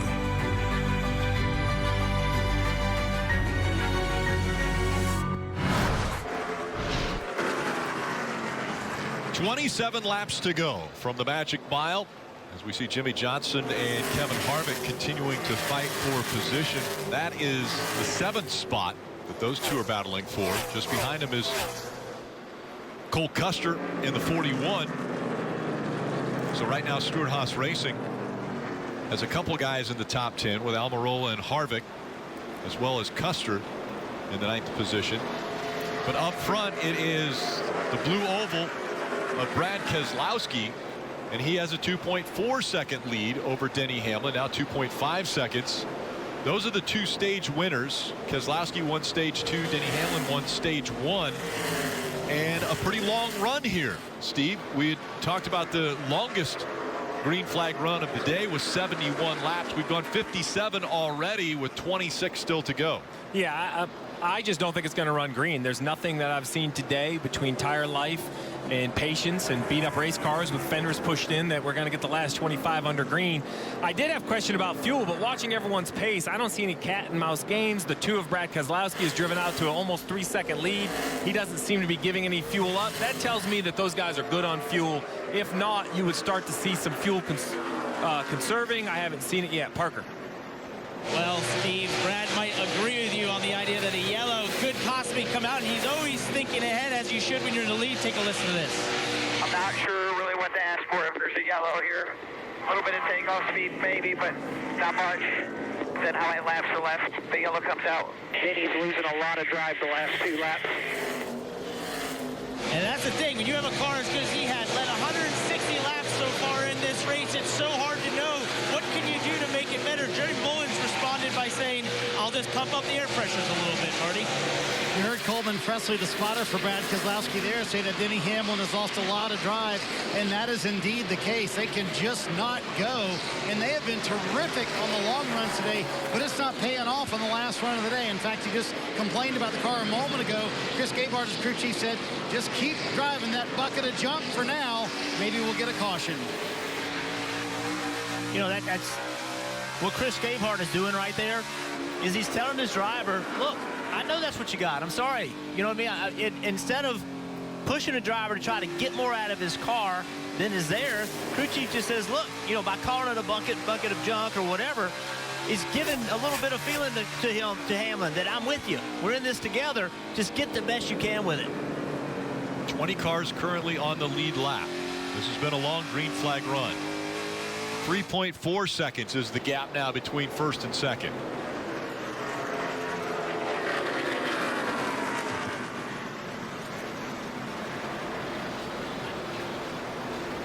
Ryan Preece running in the 13th position right now. Having a great day for JTG Doherty. Yeah, that's a team that definitely needs a great result after the last several weeks. There's Kevin Harvick back here in 7th place, and if this thing doesn't work out for them, Steve, they're going to wish they would have had a little different strategy early in the race. Think about the speed this car has. Several of them pitted on lap 214. Well, Chase Elliott, who's in 11th, also pitted on lap 214 and a solid 4.5 seconds behind Kevin Harvick. So speed's not the problem for this car right now. No, I mean, there was moments in the race I wasn't sure how good this 4 car was, but as you pointed out, these last 60 laps, he has put an exclamation point on the grip and the speed of this 4 car. And 20 laps to go, he doesn't have time to make up 12 seconds, but as we continue to say, I just don't see this thing running green to the end. I could be wrong, but we'll see. Parker. Well, Rick mentioned what a great run for Ryan Preece in that 37 after that hard wreck at Kansas on Thursday last week. To come back here and have this awesome run, also because this is his home racetrack. He loves this place. He tweeted coming here. He was very excited to come up to his home racetrack at New Hampshire. And I spoke to his crew chief, Trent Owens, and I said, how do you assess this season with all that's gone wrong? They're 31st in points. It's been almost a disaster. How do you keep going? He said, look, we are just looking for a good run. If we get a top 20 today, we'll take it. A top 15 would be like a win. Well, right now in 13th, Marty, they got to be feeling pretty good. Hey, Parker, as much as Ryan Preece loves this racetrack, his teammate Ricky Stenhouse Jr., not so much. He's finished 36th and 30th in the last 2 New Hampshire races. But right now, the JTG Doherty cars running in 13th and 14th, having a very solid day. They played this strategy earlier, as Brian Patty likes to do, and now they have themselves running in the top 15. And after 4 straight races where either the 37 or 47 finished last, this is a terrific day. They'll take these top 15s. Yeah, they're running right now in the 13th and 14th positions. And Parker mentioned it, a horrendous crash last time out at Kansas. Take a look at what happened here. And drivers, you said this is such a helpless feeling. It is. You know, you're getting turned down the racetrack, and it's like slow motion as you're heading toward that wall. Even though you know you're going 180 mile an hour, 170 miles an hour, and there's nothing you can do about the impact and how bad it's going to be. Great thing was we saw Ryan Preece. He was actually more upset with the fact that he was involved in the crash than he was even resembling any type of an injury. He jumped right out of the car and just was frustrated. But boy, things have turned around today and this week for JTG Doherty as they are running, as we mentioned, in the top 15, 13th and 14th now. So, Rick, you see on the left side, Keselowski, Hamlin, Truex, 80 laps since the last pit stop. We projected 80 to 85 laps. Well, they're going to ask their cars to go 95 laps on this final tank of fuel. Well, in that, there are 8 yellows. So that math works out. They're really not 1 for 1. You're going to save 4 or 5, 6 laps there. But, you know, we're hearing these drivers are good on fuel. And then other cars, we keep hearing fuel conversations pop up. So while I think Brad Keselowski with a 3-second lead has a little bit of room to give up, there are other cars inside the top 10, Marty, that I think can be a little bit concerned with their tank of gas. Yeah, and to your point, William Byron, one of those cars, Chad Knaus has told William, we are right on our number. We cannot afford any mistakes here. Save me what you can. We should be okay, but it is right on it. And I think none of that conversation, Steve, includes a green-white checkered finish, so an overtime finish. So they are right on it for the 301 here at New Hampshire. And teammates battling on the top and bottom of the screen here. You've got Hendrick Motorsports on the bottom with 3 cars right there. And then on the top of the screen, Stewart-Haas Racing with those 2. You saw that move William Byron tried to make on Jimmy Johnson. It didn't work out. Got real loose on corner exit. That let Chase Elliott get in there and take that spot. That's kind of what Chad Knaus was talking about. Like, with no mistakes right here. Let's get as many points as we can. Make sure you don't run it out of fuel. Those are little things in a race. Although it may only be one spot, that 1 point could cost you an opportunity to make the playoffs. Steve, you maybe hinted a little bit to these guys are outside of their window, at least what they've told us. So could we see a guy run out of gas, maybe coming on through 3 and 4? Absolutely. And with this many cars in the lead lap, in this type of racetrack where you have to get on the brakes to go through the corners, it's hard to coast it. If you run out of gas in the middle of 1 and 2, it's a question if you even make it back around to take the checkered flag. So you can give up. Jeff, you talk about 1 point. You know, someone give up 5, 10, 15 points in the last mile. You talked about how many laps we have to run to go to the end from the last time they pitted. Well, if it goes that far, only one of the last 22 races here didn't have a caution in the final 83 laps. So this would be really uncharted territory to run a race this long to end New Hampshire. And we just crossed. This is lap 72 of this green flag run. It's officially the longest green flag run of the race. Look at Tyler Reddick. Really giving this 8-car a great run, trying to get to the inside and get around William Byron here. Trying to make that pass. It's going to move him into 11th place. If he can do it. They stay side by side. Chase Elliott up there in front of him, passing his teammate Jimmy Johnson. Chase got a little bit better tires. But lap traffic going to cause a problem for somebody here. 17 gets way out of the way. Yeah, he gets out of the way quick. It's Chris Buescher in the 17. Haven't talked a lot about him from Roush Fenway Racing. 8-car trying to get down to the bottom of the corner here. He's going to clear the 24 of Byron. Byron's got a little run here, but it's going to take a little contact blocking there. Oh, Williams going to outbrake him into the corner. Nobody likes to get blocked. Here comes the 8 with another run back off the corner, not able to make anything out of it. Again, that right there is a fight for the 11th position on the racetrack. Under 9 laps to go. Great little battle here. Reddick doing such a great job this year. Doesn't really think this is his best track. He's doing a good job for these guys today, and he's a team that I thought would be the odd man out in this bubble battle, but impressive today. You mentioned the bubble battle. Here we got the 24 William Byron. He's currently 16th in point 8 of Reddick. He's 17th out of the playoffs. And the 48 all running together. He's 2 cars out from being in the playoffs. So all these guys racing, like I said before, 1 position could make a difference. The thing about Reddick, we've seen him race so smart this year. He's a guy that will race hard and slip over that line and make mistakes, but he's raced so smart this year. Now as we get closer and closer to that playoff, will he continue that string of smart runs, making great decisions, getting everything out of the car, but not getting over that line? You see the gap on the left side of your screen between the drivers the last time they were pitted. Now, Keselowski, Hamlin, they're separated by 2.3 seconds. 6 seconds back is Martin Truex Jr. from Brad Keselowski. So a pretty good gap that Keselowski has put on his competitors. Now, does he have enough fuel to make it all the way to the finish? Well, he needs at least 6 miles of fuel. You can see Brad leaving turn 4. Car got really loose. So even the leader of this race, with that lead you were talking about, Rick, his car is still not driving great. Driving well enough to stay in front. And well enough enough to keep the gap about the same. And he wants you to see 5 more laps. The last thing this 2-car wants to see is a yellow. He feels he has this race in control. I would imagine they have mathed out the fuel. I don't see him giving up the 2.5 seconds he has on second place. That's available if he had to go slower to save gas. And it's the longest 5 laps ever, because you know if that caution comes out, it's a brand new ball game. You're just hoping everybody stays clean, no problems. But it's out of your control. There's Harvick trying to get by DiBenedetto. Those two fighting for the 5th spot. Right Benedetto there, has it. Right there in front of him, Joey Logano, another car.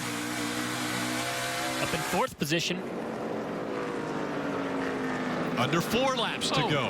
Enough fuel. Harvick wanted to commit to the bottom, but he's like waiting on the 21 to decide what line he was going to take. He was going to go where the 21 wasn't, right? He said, well, you're going there. I guess I got to go here. Look at this. Oh, a little contact there. Byron hit the back of the 48. Yeah, he's trying to get under the 48, but he had the 8. We just heard flip the switch. Are they going to reserves already? No, I don't think so. I think basically if they're within a lap or 2, you don't want the car to stumble. You're committed now, so just flip it to pick up every ounce of fuel. We only want to see you if you're completely out. We don't want to have any issue and lose time because it just stumbles.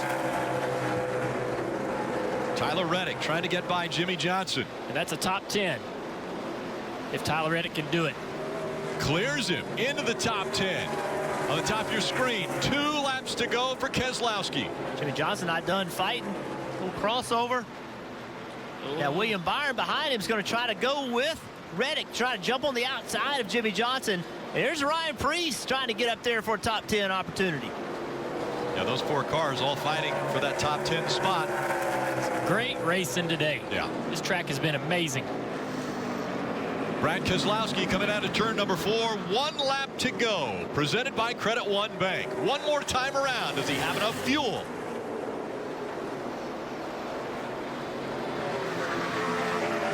Brad Keselowski. It has been the Brad and Denny show all day. Keselowski has led 183 laps, looking to lead his 184th lap. Through 3 and 4 for the final time. And this will be career win number 33 for Brad Keselowski. He's going to win at New Hampshire Motor Speedway.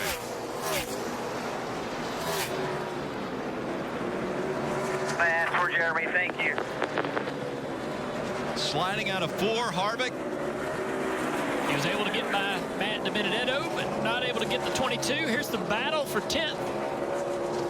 William got by Jimmy Johnson late. How about Tyler Reddick, 10th position. Great job up there, bud. Yes, sir.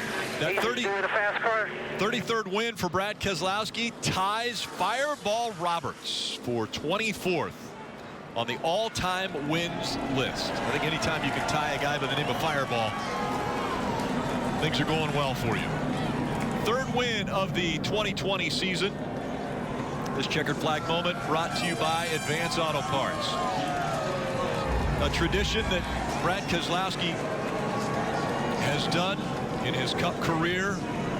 He will take a victory lap with the American flag.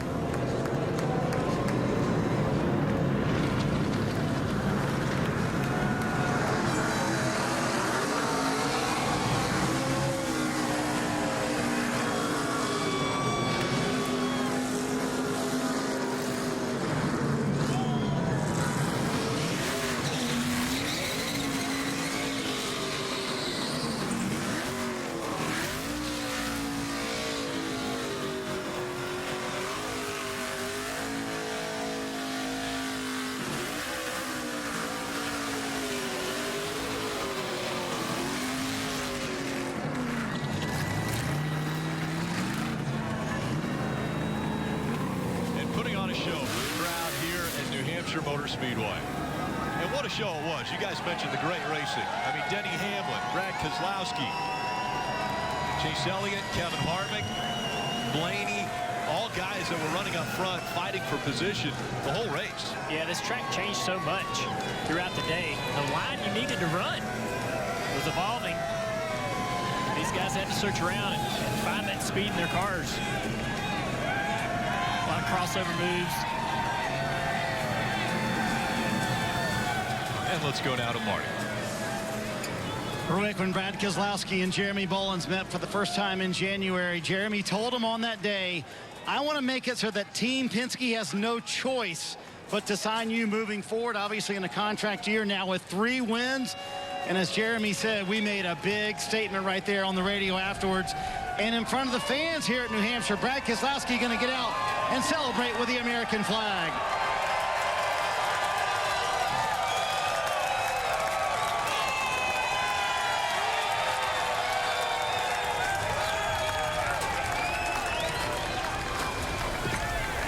Well, Brad, I think Jeremy said it best. What a statement from the 2 team. What kind of statement was that today from this group? Well, you know, Marty, we've had a lot of great races this year with the 2 car, and well, we just hadn't really went out and kind of dominated a race, you know, and I was talking to Jeremy Bullins, and like, man, that's what we need to get to that next level. We're right there. We need to go out and go just dominate a race, and that's what today was for us with the Western Star Alliance Truck Parts Ford Mustang. And so I'm really proud of my team and the effort they gave today. Great race car, and to all of Team Penske, thank you.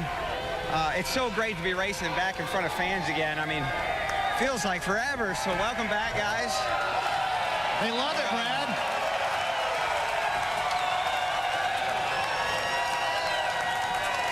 Brad, why has it worked so well with Jeremy Bullins this year? It seemed like magic from the very first race.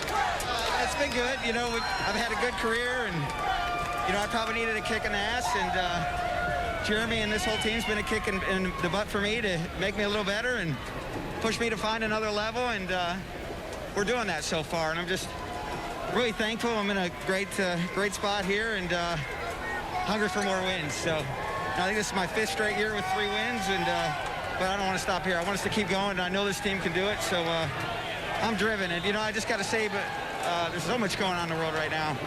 I'm just glad to be able to be a race car driver and get to be here and do these things. And, you know, we got 2 special decals on my car with Maurice Petty and Mr. Bob Bear, who passed away this week. And, you know, just want to be saying thankful for those who made the sport possible like that. And to my friend Dave, who lost his father this week at the coronavirus. Just I want to say everything about you, bud. So there's so much going on in the world. We're just glad to be here, and glad that maybe we can take a few people's minds off of all the craziness. So hope you enjoyed the race. You can tell he's enthused, Rick, and everyone needs a kick in the backside every once in a while, right?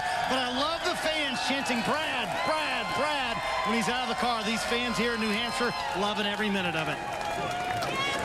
It's been sorely missed. The crowd and drivers have said, you know, even if they boo me, boo or cheer, at least I love the crowd's reaction.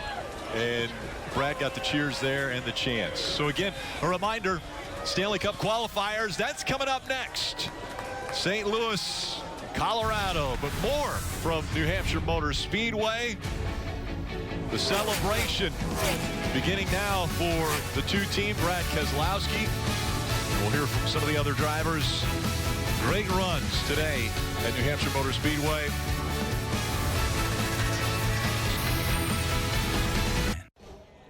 Only 6 races until the playoffs begin. You look at the playoff standings, everyone in yellow, they have clinched a berth. Now Brad Keselowski with 3 wins already. And Steve, what a great battle we saw on the racetrack, but also these crew chiefs, man, their calculators were smoking today. Well, we knew it was going to be a challenge of when you come on pit road, when the cautions come out. But you mentioned the playoff battle was great. We saw the closing laps. Reddick, Byron, and Jimmy Johnson, 10th, 11th, 12th on the racetrack. I think that's going to be fun to watch through the summer.